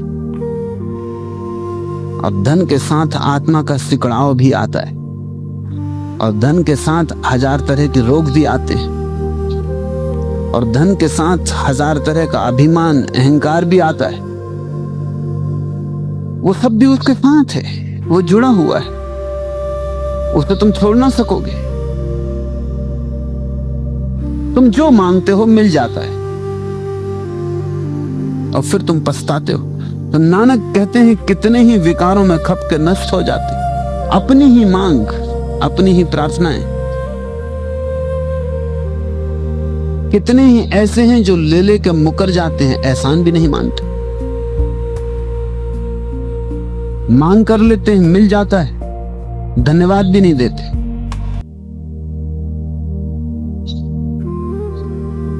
मैंने सुना है कि मुल्ला नसरुद्दीन रोज सुबह नमाज के वक्त जोर से चिल्ला के कहता था, हे परमात्मा एक बात ख्याल रख, जब भी लूंगा पूरे 100 रुपए लूंगा, कम मैं ना लूंगा। जब भी तुझे देना हो 100 की पूरी थैली गिरा देना, और ध्यान रख 99 भी ना लूंगा। पड़ोस का एक आदमी रोज ये सुनता था, उसे मजाक सूझी।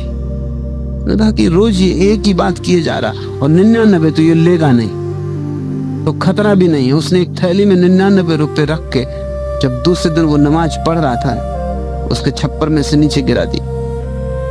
तो नमाज बीच में ही छोड़ के पहले रुपए गिने और फिर कहा, वाह रे वाह, 1 रुपया थैली का काट ही लिया।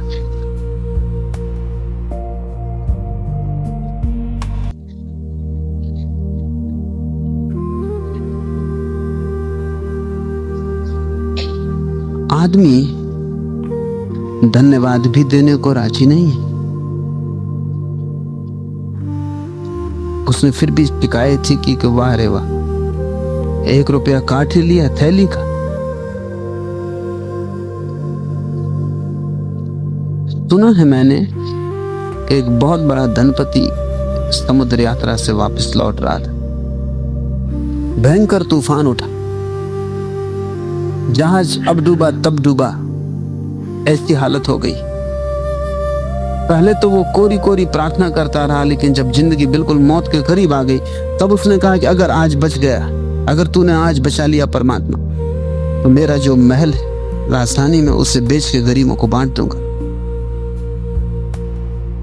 तूफान शांत हो गया, नाव किनारे लग गई। अब वो अमीर मुश्किल में पड़ा, पछताने लगा, ये तूफान तो शांत हो ही जाना था, मैं नाहक फंस गया। लेकिन लोगों ने भी सुन लिया, उसने इतने जोर से कह दिया, वो भी एक गलती हो गई, इसलिए तो लोग चुप चुप प्रार्थना करते। सारे जहाज के लोगों ने सुन लिया और लोग जहाज से उतरे नहीं कि सारे नगर में खबर फैल गई कि धनपति ने प्रार्थना की है और उस महल को बेच देगा और गरीबों को बांट देगा। वो बहुत झंझट में पड़ा, बहुत सोच विचार किया। आखिर एक दिन उसने गांव में खबर कर दी कि ठीक है, मकान बेचना है, जिनको भी खरीदना हो वो आ जाएं। 10 लाख का मकान था। बड़े खरीदार इकट्ठे हुए, क्योंकि बड़ा राजधानी में उससे महत्वपूर्ण कोई मकान न था। सब बड़े हैरान हुए जब उस अमीर ने घोषणा की कि ये मकान और ये बिल्ली जो दरवाजे पर बंधी, दोनों साथ ही बिकेंगे। बिल्ली का दाम 10 लाख रुपया और मकान का दाम 1 रुपया, मगर दोनों साथ। लोग बहुत हैरान हुए कि ये क्या पागलपन हो, बिल्ली का कभी सुना 10 लाख और इस महल का दाम सिर्फ 1 रुपया। लेकिन लोगों का हमें इससे क्या प्रयोजन। खरीदार मिल गए, 10 लाख का मकान था ही और बिल्ली भी 1 रुपए की थी, इसमें कुछ ऐसी अड़चन न थी। तो 10 लाख में बिल्ली खरीद ली और 1 रुपए में मकान। उसने 10 लाख जेब में रख ली और 1 रुपया गरीबों में बांट दिया, क्योंकि जो वचन दे चुका था कि महल को बेच के गरीबों में बांट दूंगा। परमात्मा के साथ भी लोग लीगल कानूनी संबंध रखते, वहां से भी तो हिसाब निकाल ही लेते हैं रास्ता। मिल जाए तो नानक कहते हैं बहुत ऐसे हैं जो ले लेके मुकर जाते, मिल जाता तब कहते हैं संयोग की बात है, ये तो होने ही वाला था, हो गया। बहुत से तो ये हैं कि इतना भी नहीं कहते, बात ही भूल जाते हैं कि मांगा और मिला। हमने कभी मांगा भी था, ये भी भूल जाते। एहसान उसका अनुग्रह भी नहीं मानते। कितने ऐसे हैं जो मांगते रहते हैं और वो देता रहता है और वो खाते रहते हैं, और कभी उस मांगने और खाने की वृत्ति के ऊपर नहीं उठते, भोगते रहते हैं। और भोग करीब करीब ऐसा है कि उससे कोई कहीं पहुंचता नहीं, कुछ पाता नहीं, सिर्फ समय गंवाता है। कितना ही खाओ क्या मिलेगा, कितना ही पहनो क्या मिलेगा, कितने हीरे जवारात से सजा लो शरीर को क्या मिलेगा। जीवन के बहुमूल्य क्षण ऐसे ही जा रहे हैं जिनमें प्रार्थना हो सकती थी, जिनमें ध्यान का धन मिल सकता था। जीवन ऐसे ही जा रहा है कंकड़ पत्थरों के इकट्ठा करने में। नानक कहते हैं और कितने ऐसे भी हैं जिन पर सदा और दुख और भूख की मार पड़ती रहती है, फिर भी जिन्हें स्मरण नहीं आता। खुद की ही मांगों के कारण दुख की मार पड़ती रहती है, फिर भी जागते नहीं कि हम जो मांगते हैं उसी से दुख पाते हैं। हमारे कष्ट हमारी ही आकांक्षाओं का फल है और हमारे नर्क हमारी ही वासनाओं से आते हैं, पर हम संबंध ही नहीं जोड़ते, हम दोनों को अलग ही करके देखते हैं। तुम सदा सुख मांगते हो, लेकिन कभी तुमने ये देखा कि तुम्हारी सारी वासनाएं तुम्हें दुख में ले जाती और फिर भी तुम कहते हो सुख क्यों नहीं मिलता। जैसे कोई आदमी सूरज की तरफ पीठ करके चलता हो और कहता हो कि मुझे प्रकाश क्यों नहीं मिलता, सूरज के दर्शन क्यों नहीं होते। सूरज के दर्शन तो अभी हो सकते हैं, लेकिन वासना में जाता हुआ चित्त दुख में जाएगा, नरक में जाएगा, अंधेरे में जाएगा। और तुम्हारी प्रार्थनाएं भी तुम वासनाओं में ही रंग लेते हो। भक्त अपनी वासना को भी प्रार्थना के प्रति समर्पित करता है, तुम अपनी प्रार्थना को भी वासना की सेवा में लगा देते हो। नानक कहते हैं कितने ही ऐसे हैं जिन पर दुख की मार पड़ती रहती, फिर भी जागते नहीं। कितने जन्मों से तुम पर दुख की मार पड़ रही।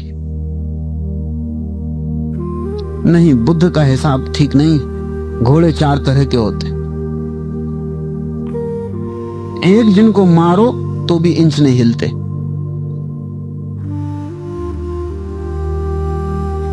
जिनको मार मार के मार डालो,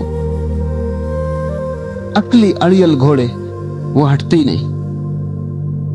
तुम जितना मारो उतना मजबूती से वो रुक जाते। इतने दुख की मार पड़ रही, फिर भी तुम सचेत नहीं होते। तुम झेले चले जाते हो, तुम आदी हो गए हो। तुम धीरे धीरे मान ही लिए हो कि दुख ही जीवन का ढंग है। तुम भूल ही गए हो कि जीवन परम आनंद है, जीवन परम उत्सव है। और अगर तुम दुखी हो तो अपनी किसी भूल के कारण। हे दाता, ये भी तेरे ही दान है। और नानक कहते हैं ये भी तेरे ही दान है। लोग मांगते हैं और तू दिए चला जाता है। ध्यान रखना, तुमने गलत मांगा तो गलत भी मिल जाएगा, क्योंकि अस्तित्व तुम्हें देने को बेशर्त राजी है। तुमने अगर गलत मांगा तो गलत भी मिल जाएगा, क्योंकि परमात्मा देता है और तुम्हारी स्वतंत्रता में कोई बाधा नहीं डालता। तुमने अगर भटकाव मांगा तो भटकाव मिल जाएगा। इससे थोड़ा समझिए, क्योंकि इससे एक सवाल उठता है कि परमात्मा तो जानता है क्या गलत है, हम गलत मांगते हो वो गलत क्यों दे। अगर परमात्मा तुम्हारी मांग को पूरा न करे तो तुम्हारी स्वतंत्रता समाप्त हो जाती। तब तुम धागों से बंधी कठपुतलियां हो जाती। फिर वो जो चाहे वो तुम्हें दे, तुम्हारी मांग की भी स्वतंत्रता न रह जाए। तब तो मनुष्य की सारी गरिमा खो जाती। मनुष्य की गरिमा यही है कि वो गलत भी जा सकता है, सही जाना चाहे सही जा सकता है, गलत जाना चाहे गलत जा सकता है। स्वतंत्रता की संभावना है। तुम बिल्कुल जकड़े नहीं हो जंजीरों में। तुम्हें सचेतन अवसर है चुनाव का। तुम जहां जाना चाहो, तुम्हें परमात्मा कहीं से अवरोध नहीं देता। वो तुम्हारा विरोध नहीं करता, वो तुम्हारे बीच में खड़ा नहीं होता, वो सब तरफ तुम्हें मार्ग देता, सब दिशाएं खुली हुई। तुम चाहो तो गिर जाओ आखिरी नरक तक, तो भी वो तुम्हें रोकेगा नहीं। तुम चाहो तो उठ जाओ आखिरी स्वर्ग तक, तो भी वो तुम्हें रोकेगा नहीं। हर हालत में उसकी शक्ति तुम्हें मिलती रहेगी। उसका दान बेशर्त है और उसके दान में तुम्हें परतंत्र बनाने की चेष्टा नहीं। वो तुम्हें देता है और तुम जैसा भी उपयोग करना चाहो कर लो। इसलिए नानक कहते हैं कि हे दाता, ये भी तेरे ही दान है। बंधन और मुक्ति तेरी ही आज्ञा से होते, लेकिन मांगते हम बंधन मांगते हैं तो बंधन घट जाता है। आज्ञा उसकी है, हुक्म उसका है, कानून उसका है, नियम उसका है। जैसे कि तुम वृक्ष पे चढ़ जाओ और कूद पड़ो तो हड्डी टूट जाएगी। जो जमीन का गुरुत्वाकर्षण तुम्हें संभालता था और गिरने नहीं देता था, वही हड्डी टूटने का कारण हो जाए। तुम जमीन पे सीधे चलो, गुरुत्वाकर्षण तुम्हारे चलने में सहारा देता है। तुम इर्षे तिरछे चलो, गिर जाते हो, फ्रैक्चर हो जाता है। शक्ति वही है, शक्ति निरपेक्ष तटस्थ है। परमात्मा बिल्कुल निरपेक्ष और तटस्थ। तुम अगर ठीक से उपयोग कर लो तो तुम परम अनुभव को उपलब्ध हो जाते हो। तुम अगर गलत भटको तो तुम जीवन के गहन से गहन गर्त में गिर जाते हो। नानक कहते हैं सब तुझसे ही मिलता है, स्वर्ग भी नरक भी, लेकिन मांग हमारी है पीछे। कानून तेरा काम करता है, लेकिन हम मांग मांग के खुद फंस जाते। मैंने सुना है एक राजनीतिज्ञ मरा, बड़ा नेता था और बड़ा होशियार आदमी था, पुराना खिलाड़ी था और सब तरह के दांव पेंच जानता था। तो जब वो स्वर्ग के द्वार पर पहुंचा तो उसने कहा कि पहले मैं स्वर्ग और नरक दोनों देख लेना चाहता हूं, फिर मैं चुनाव करूंगा कि कहां रहना। स्वर्ग दिखाया गया, उसे स्वर्ग थोड़ा उदास लगा। राजनीतिक था, दिल्ली में रहने का आदी था। स्वर्ग जरा उदास लगा। जो लोग सदा उत्तेजना में रहे हैं उन्हें स्वर्ग उदास लगेगा ही, क्योंकि वहां लोग शांत थे। न कोई शोरगुल था, न कोई उपद्रव था, न कोई झगड़ा झांसा था, न कोई आंदोलन हो रहा था, न कोई गिराव हो रहा था, कुछ भी नहीं हो रहा था। पूछा अखबार यहां छपता नहीं, क्योंकि अखबार तभी छपे जब कोई न्यूज हो, जब कोई समाचार हो। समाचार ही कुछ नहीं, यहां बस सब शांति।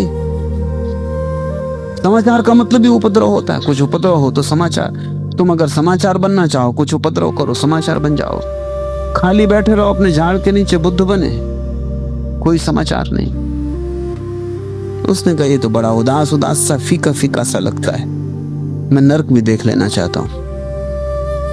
पहुंचा नरक, जचा बहुत, दिल्ली को भी मात करता था। कई अखबार छपते थे, बड़े आंदोलन, बड़ा शोरगुल, बड़ी रौनक, चहल पहल, होटलें, संगीत, बाजे। जैसा उसने कहा कि बात जस्ती, मगर हम तो सदा पृथ्वी पर उल्टा ही सुनते रहे कि स्वर्ग में बड़ा आनंद है और नरक में बड़ा कष्ट। ये हालत उल्टी है।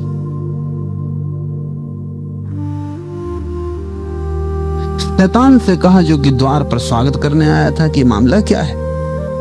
पृथ्वी पे लोग तो उल्टा ही समझे बैठे हैं, मैं भी अगर चुपचाप स्वीकार कर लेता तो स्वर्ग में फंस जाता, और हम तो जो मरता उसको कहते हैं स्वर्गवासी हुआ। यहां आना चाहिए, ये आने योग्य जगह। जिंदगी मालूम पड़ती है, रंग है, रौनक है, वैभव है। पृथ्वी पर उल्टी खबर क्यों है? शैतान ने कहा कारण मेरी वहां कोई सुनता नहीं और विपरीत पक्ष के लोगों ने प्रचार कर रखा है। ये धार्मिक लोग स्वर्ग का प्रचार कर रखे हैं सदा से, मेरी कोई सुनता नहीं। और मैं अगर किसी को कहूं भी तो लोग कहते हैं शैतान है, सावधान। तो मेरे साथ बड़ा अन्याय हुआ है, और वह आप अपनी आंखों से देख लो।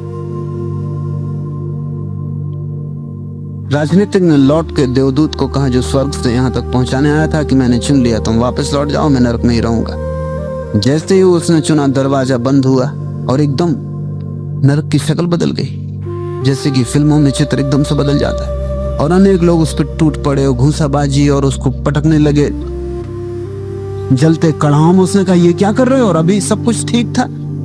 शैतान ने कहा कि वो विजिटर्स के लिए, अब असली नरक शुरू होता है। वो तो ऐसे जो टूरिस्ट विजिटर्स उनके दिखाने के लिए बना रखा था। अब असली चीज एक दफा चुन लिया, अब आप निवासी हो गए, अब आप मजा देखोगे।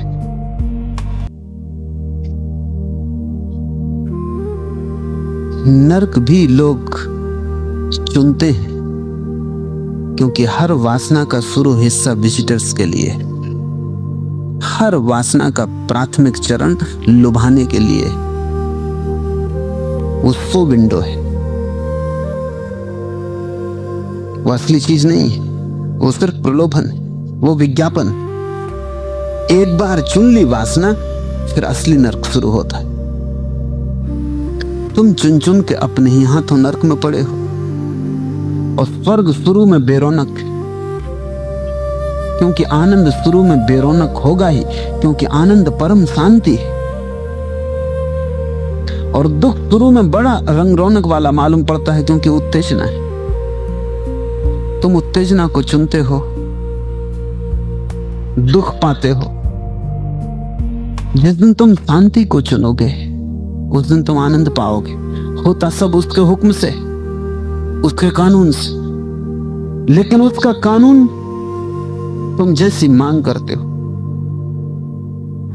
वैसा ही तुम्हारे अनुकूल ढल जाता है। वो तटस्थ है, वो अपने मांग को तुम्हारे ऊपर नहीं थोपता, और थोप भी दे तो भी तुम राजी ना होगे, क्योंकि स्वर्ग अगर तुम्हें जबरदस्ती दे दिया जाए तो नरक से भी बदतर मालूम पड़ेगा।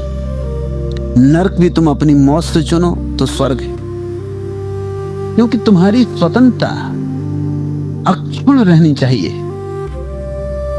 ये एक बारीक से बारीक सवाल है मनुष्य के दर्शन शास्त्र का, कि परमात्मा और मनुष्य की स्वतंत्रता साथ साथ कैसे हो सकती है।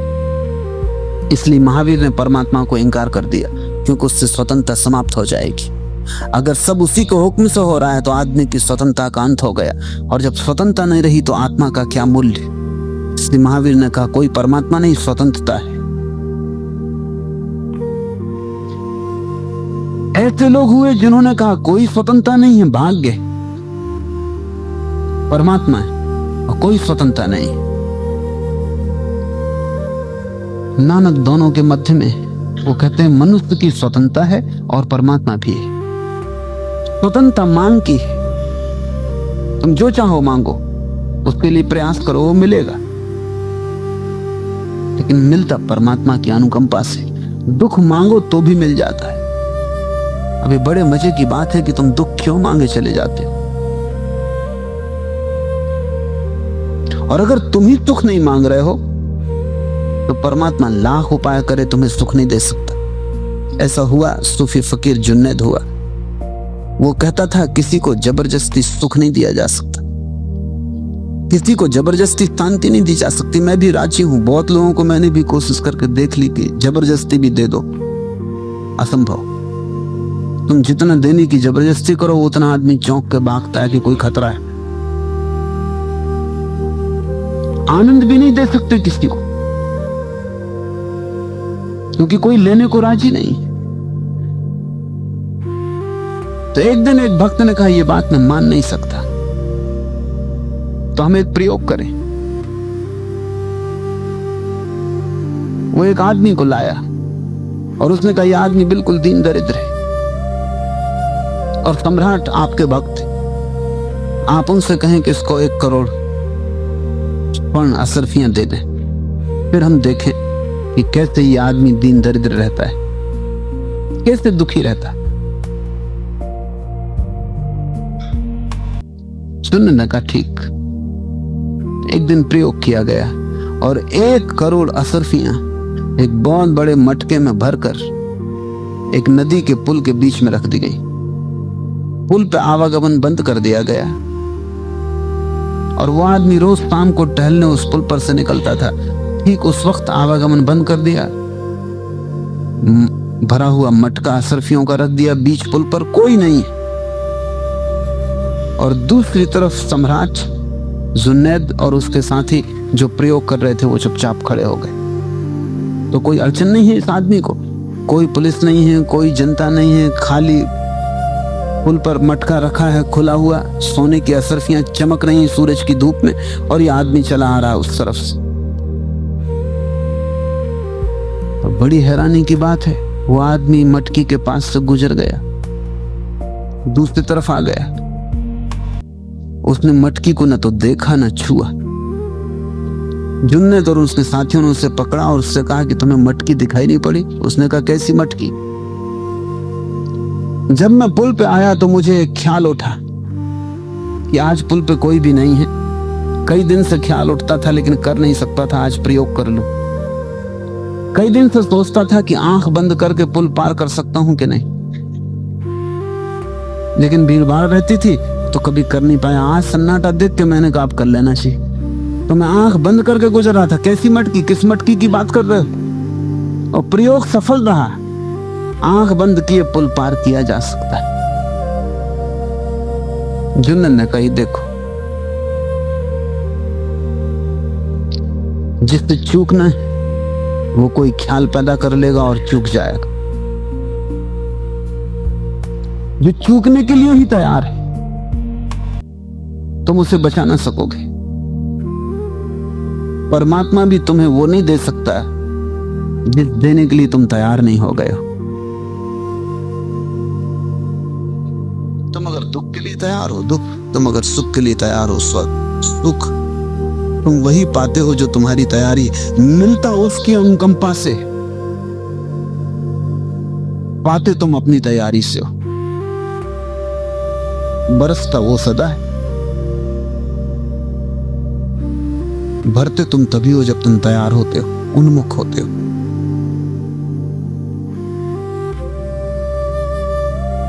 बंधन और मुक्ति तेरी ही आज्ञा से, हे दाता ये भी तेरे ही दान, कोई दूसरा इसमें कुछ भी नहीं कर सकता।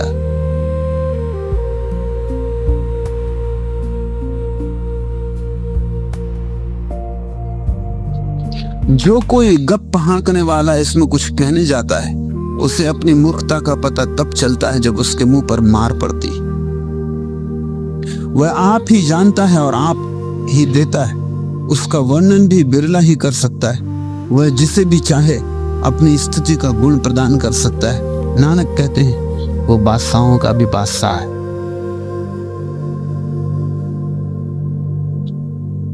कोई गप हाँकने वाला, और बहुत हैं धर्म के जगत में गप हाँकने वाले, क्योंकि जितनी सुविधा गप हाँकने की धर्म के जगत में है उतनी और कहीं भी नहीं, क्योंकि सारा मामला ही अलौकिक है और सारा मामला ही रहस्यपूर्ण है और सारा मामला अंधकार में है। प्रमाण तो कुछ है नहीं, इसलिए बहुत गप्पे धर्म के नाम पर चलते। इसलिए तो दुनिया में 300 धर्म है, नहीं तो 300 धर्म हो सकते। धर्म होता तो एक ही होगा, 300 धर्म कैसे हो सकते? और इन 300 धर्मों के भी 3000 संप्रदाय हैं छोटे मोटे। निश्चित ही सत्य के संबंध में बहुत सी गप्पें हाँकी गई हैं, और रास्ता तो कुछ भी नहीं जांचने का कि क्या गप है और क्या सही है।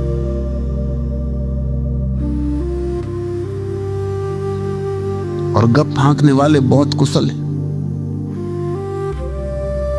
महावीर 7 नरकों की बात करते थे कि 7 नरक हैं। कैसे प्रमाण लगाओगे, कैसे पक्का लगाओगे कि 7 है? महावीर का विरोधी था मखली गोसाल, नाम का एक आदमी, जब उसके शिष्यों ने उससे जाके कहा तुम्हें भी पता है कि महावीर कहते हैं 7 नरक है, उसने कहा महावीर को पूरा पता नहीं, नरक 700। अब क्या करोगे? ये मखली गोसाल ठीक कहता कि महावीर ठीक कहते। रास्ता क्या है? दो के बीच तय करने का कौन सही? लेकिन वही हुआ जो नानक कहते हैं, मखली गोसाल के जीवन में वही हुआ। उसने जीवन भर गप्पे हाँकी, मरते वक्त पछताया, क्योंकि जब मौत करीब आई तब वो घबराया कि अब क्या होगा। जब मौत करीब आई तब वो कंपने लगा। जब मौत करीब आई तब उसने अपने भक्तों से कहा कि जो भी मैंने कहा वो सब झूठ था।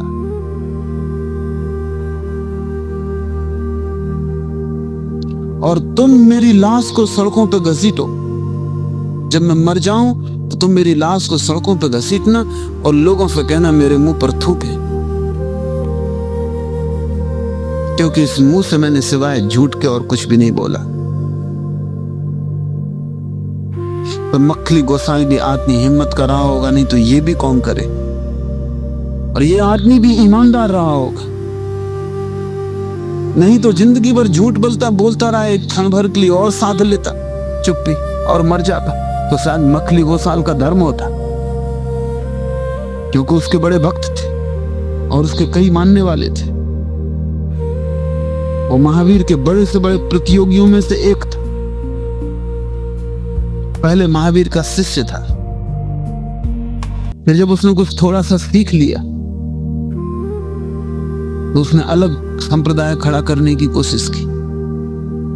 निश्चित ही गप फांकने वाला होगा, क्योंकि जब महावीर को पता चला तो महावीर ने कहा तो बड़े हैरानी की बात है, उससे तभी पहली झलकें भी नहीं मिली थी। लेकिन वो महावीर के पास जो उन्होंने कहते थे, जो समझाते थे, वो सब उसने समझ लिया। होशियार आदमी था, कुशल आदमी था, बोल सकता था, लिख सकता था, पंडित था। उसने अपना संप्रदाय खड़ा कर लिया। महावीर जब गांव में आए, जिस गांव में मखली गोसाल ठहरा था, तो उन्होंने कहा कि मैं मखली गोसाल को मिलूंगा क्योंकि वो मेरा पुराना शिष्य है। और तो पूछूंगा पागल तू ये क्या कर रहा है, तुझे खुद भी पता नहीं है। मखली गोसाल से मिलना हुआ तो झूठ बोलने वाले का तुम भरोसे नहीं कर सकते। उसने महावीर को ऐसे देखा जैसे कभी देखा ही ना हो। महावीर ने कहा क्या तू बिल्कुल भूल गया कि तू वर्षों मेरे साथ रहा? मखली गोसाल ने कहा भ्रांति में, जो आपके साथ था वो आत्मा तो जा चुकी, इस शरीर में, उसी शरीर में ये नई आत्मा तीर्थंकर की प्रवेश कर गई। मैं वो नहीं हूं जो आपके साथ था, ये देह भर आपके साथ थी, ये मुझे पता है, सुना है।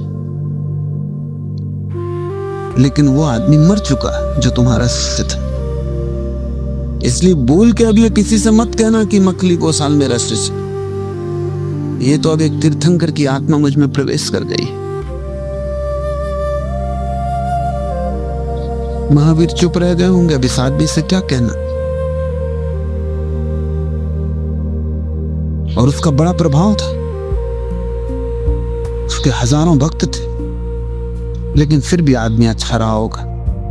मरते वक्त उसे ये एहसास तो हो गया। वही नानक कह रहे हैं कि जो कोई गप हाँकने वाला इसमें कुछ कहने जाता है, उसे अपनी मूर्खता का पता तब चलता है जब उसके मुंह पर मार पड़ती, जब मौत की मार पड़ती है, और जब जिंदगी हाथ से छूटने लगती है, तब उसे पता चलता है कि मैं व्यर्थ ही बातें करता रहा स्वर्गों नरकों की, और मुझे कुछ भी पता नहीं, और जिंदगी हाथ से बीत गई। मैं जिंदगी के कोई आधार न रख पाया, कागज की नावें बहाता रहा। अब डूबने का वक्त आया तब पता चलता है।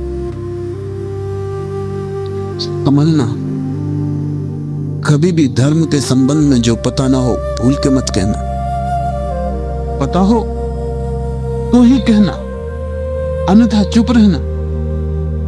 क्योंकि मन बड़े अन्वेषण कर लेता है, मन बड़े आविष्कार कर लेता है, मन खोजने में बड़ा कुशल है।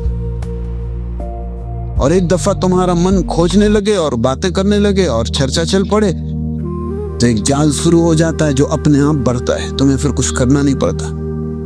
एक शब्द दूसरे को पैदा कर देता है, एक बात दूसरी बात को पैदा कर देती, फिर तुम आगे बढ़ने लगते। ऐसा हुआ, एक धर्मगुरु एक सराय में आके ठहरा। उसने अपना घोड़ा झाड़ के नीचे बांधा।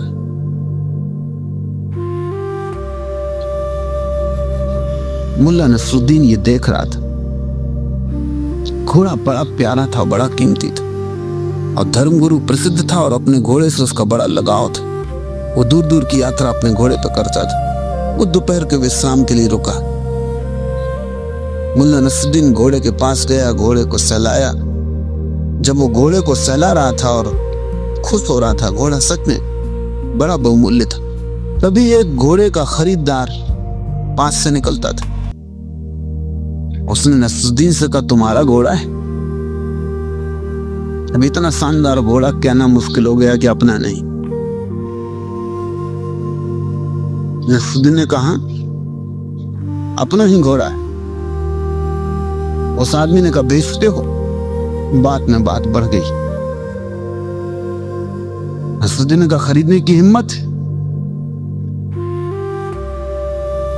1000 रुपए का घोड़ा था। नसरुद्दीन ने 2000 दाम मांगे, लेकिन ना कोई देगा ना कोई बात उठेगी, बात खत्म हो जाएगी। वो आदमी 2000 देने को तैयार हो गया। अब बात यहां तक बढ़ गई थी कि पीछे लौटना मुश्किल हो गया, तो उसने बेच दिया। फिर उसने सोचा कुछ हर्जा भी क्या है, 2000 मुफ्त हाथ लग रहे हैं और धर्मगुरु सोया हुआ है। वो जब 2000 गिन के खीसे में रख ही रहा था, घोड़ा खरीदार तो घोड़ा लेके जा चुका। धर्मगुरु बाहर आया, भागने का मौका न मिला, तो रुपए तो उसने खीसे में रख लिए। अब क्या करे, कुछ पूछा नहीं। तो जहां घोड़ा खड़ा था वहां घोड़े की रस्सी अपने गले में डाल के और घास का एक टुकड़ा मुंह में लेके खड़ा हो गया। धर्मगुरु खुद भी बहुत घबराया। देखा ये उसने हालत, तो उसके भी हाथ पैर कब गए कि ये हुआ क्या, ये मामला क्या है। उसने कहा, भाई ये क्या कर रहे हो, बात क्या है? नसरुद्दीन ने कहा, अब आपसे क्या छिपाना।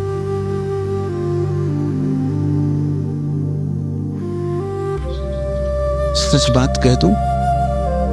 उस धर्मगुरु ने कहा, मुझे तुम्हारी सच बात जानने का कोई प्रयोजन नहीं। पूछता मेरा घोड़ा कहाँ है, कि तुम तो मुझे आदमी पागल मालूम पड़ते। मेरा घोड़ा कहाँ है? नसरुद्दीन ने कहा कि वो आपके घोड़े की बात और मेरी बात दो अलग अलग बातें नहीं, मैं ही आपका घोड़ा हूं। धर्मगुरु ने कहा, तुम क्या कह रहे हो? उसने वो शराब पियो, क्या मामला है? नसरुद्दीन ने कहा, आप पूरी कहानी सुन लें। 20 साल पहले एक स्त्री के साथ मैंने व्यभिचार किया, पाप किया। परमात्मा बहुत नाराज हो गए और उसने गुस्से में मुझे घोड़ा बना दिया, आपका घोड़ा। ऐसा मालूम होता है कि मेरा दंड पूरा हो गया है और मैं वापस आदमी हो गया हूं। मेरा नाम नसरुद्दीन। धर्मगुरु भी घबरा गया। परमात्मा की ऐसी नाराजगी और आदमी का घोड़ा बनाया, तुम घुटने पर टिक गया। खुद भी परमात्मा से उसने प्रार्थना की कि क्षमा कर, पाप तो मैंने भी बहुत किए, मगर दया कर, तेरी अनुकंपा का सहारा मांगता हूं। फिर उसने नसरुद्दीन से कहा, ये तो ठीक है, मुझे आगे जाना। तब जो हुआ हुआ, तुम अपने घर जाओ, मैं बाजार जाके घोड़ा खरीद लूं। वो बाजार गया तो घोड़े बेचने वाली की दुकान पर उसने अपने घोड़े को खड़ा पाया तो और उसकी छाती घबरा गई। वो पास गया घोड़े के, वो कान में बोला, नसरुद्दीन फिर से इतनी जल्दी?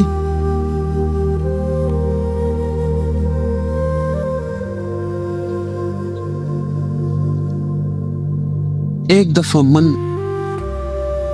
शुरू कर दे झूठ,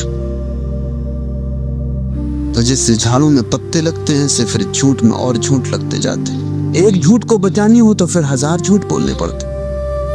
फिर झूठ इतने हो जाते हैं कि तुम भूल ही जाते हो कि वो झूठ। फिर बार बार बोलने से वो सच ही जैसे मालूम पड़ने लगते। फिर तुम झूठ से सम्मोहित हो जाते हो और हजारों ऐसी झूठ है जो प्रचलित है। जिनका कोई सत्य से संबंध नहीं। अब धर्म के संबंध में सबसे ज्यादा आसानी, क्योंकि वहां कोई परीक्षण का उपाय नहीं, कोई प्रयोगशाला नहीं जिसमें जांच हो सके कौन सही है। इसके निर्णय का कोई आधार नहीं। धर्म तो भरोसे पे जीता है। वहां कोई वैज्ञानिक परीक्षण तो हो नहीं सकता। इसलिए स्मरण रखना, अन्यथा पछताओगे। एक शब्द भी झूठ मत बोलना।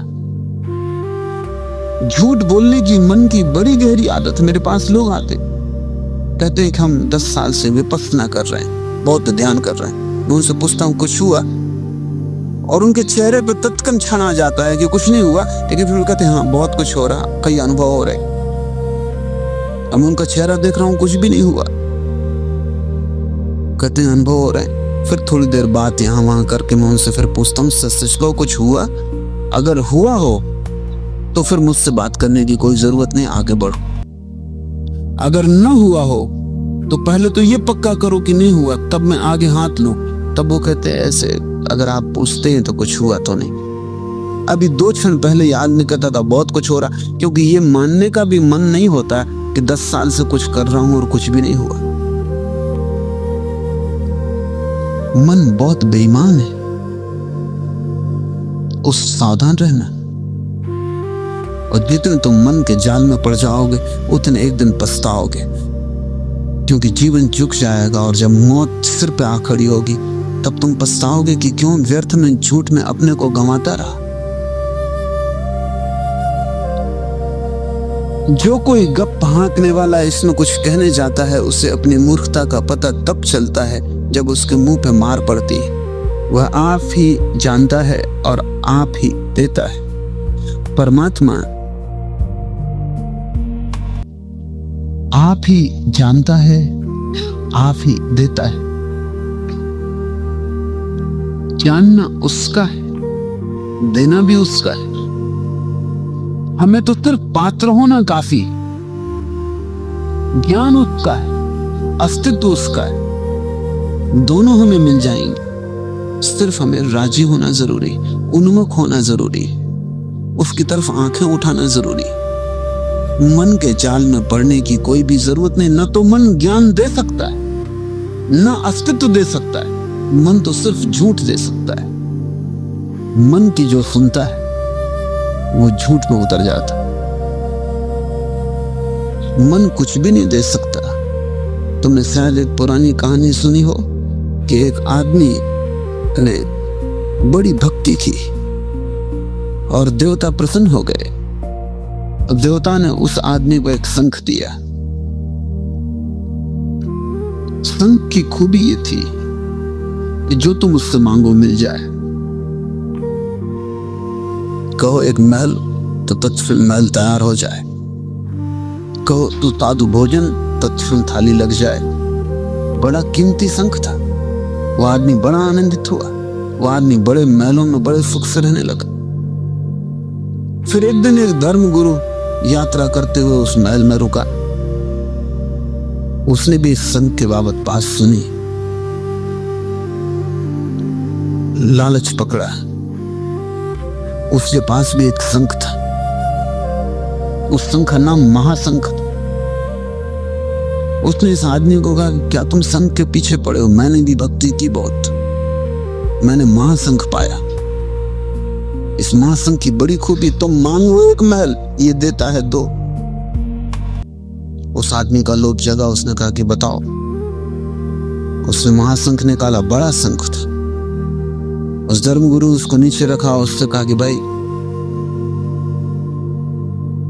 एक महल बना दे। उसने कहा एक क्यों, 2 क्यों नहीं? पिस गई बात। उस आदमी ने अपना शंख गुरु को दे दिया। धर्मगुरु को महाशंख ले लिया। फिर बहुत खोजा उस गुरु को, उसका पता न चला, क्योंकि वो महाशंख सिर्फ बोलता था। तुम कहो 2 तो वो गए 4 क्यों नहीं? तुम कहो 4 तो वो गए 8 क्यों नहीं? मगर बस इसी तरह बात चलती थी। लेने देने का कोई काम ही ना था। वो बिल्कुल महाशंख था। मन महाशंख है। जो कुछ मिलता है परमात्मा से, मन तो सिर्फ कहता है इतना क्यों नहीं और ज्यादा क्यों नहीं। मन तो बातचीत है, मन तो एक झूठ है, मन से कुछ भी नहीं घटता। और तुम परमात्मा को छोड़ के मन को पकड़ लिए हो। वो दोहरे की बात करता है, उससे लोभ जगता है। लेकिन कभी तुम सोचो, मन ने कुछ दिया, मन से कुछ मिला? नानक कहते हैं वो आप ही जानता और आप ही देता है, उसका वर्णन भी विरला कर सकता है। वह जिसे चाहे अपनी स्तुति का गुण प्रदान कर सकता है। नानक कहते हैं वो बादशाहों का बादशाह है। और एक बात आखिरी जो इस सूत्र में बहुत कीमती है। जुन्नून एक फकीर हुआ इजिप्ट में,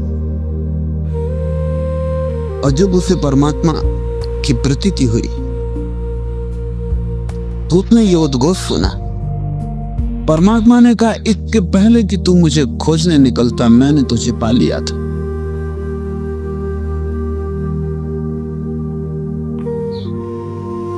और अगर मैंने तुझे न पाया होता तो तू मुझे खोजने ही ना निकलता। नानक यही कह रहे हैं कि वो जिसे चाहे उसे स्तुति का गुण प्रदान कर सकता है। सच तो यह है, तुम उसे खोजने ही तब निकलते हो जब उसने तुम्हारे द्वार पर दस्तक दी थी। तुम अपने आप उसे खोजने भी कैसे निकलोगे? तुम्हें उसकी खोज का बोध भी कैसे आएगा? तुम्हें उसका स्मरण भी कैसे भरेगा? उसकी स्तुति भी कैसे पैदा होगी? फिर कितनी ही देर लग जाए खोजने में, असल में उसने तुम्हें पा ही लिया है, इसलिए तुम खोजने निकले हो। वो आ ही गया है तुम्हारे जीवन में, इसलिए तो खोज शुरू हुई है। उसकी प्यास जग गई है। नानक कहते हैं वो भी उसी ने जगाई। नानक का मार्ग यह है, सब उसी पे छोड़ देना। अपने हाथ में कुछ मत रखना, क्योंकि अक्ल बड़ी सूक्ष्म है।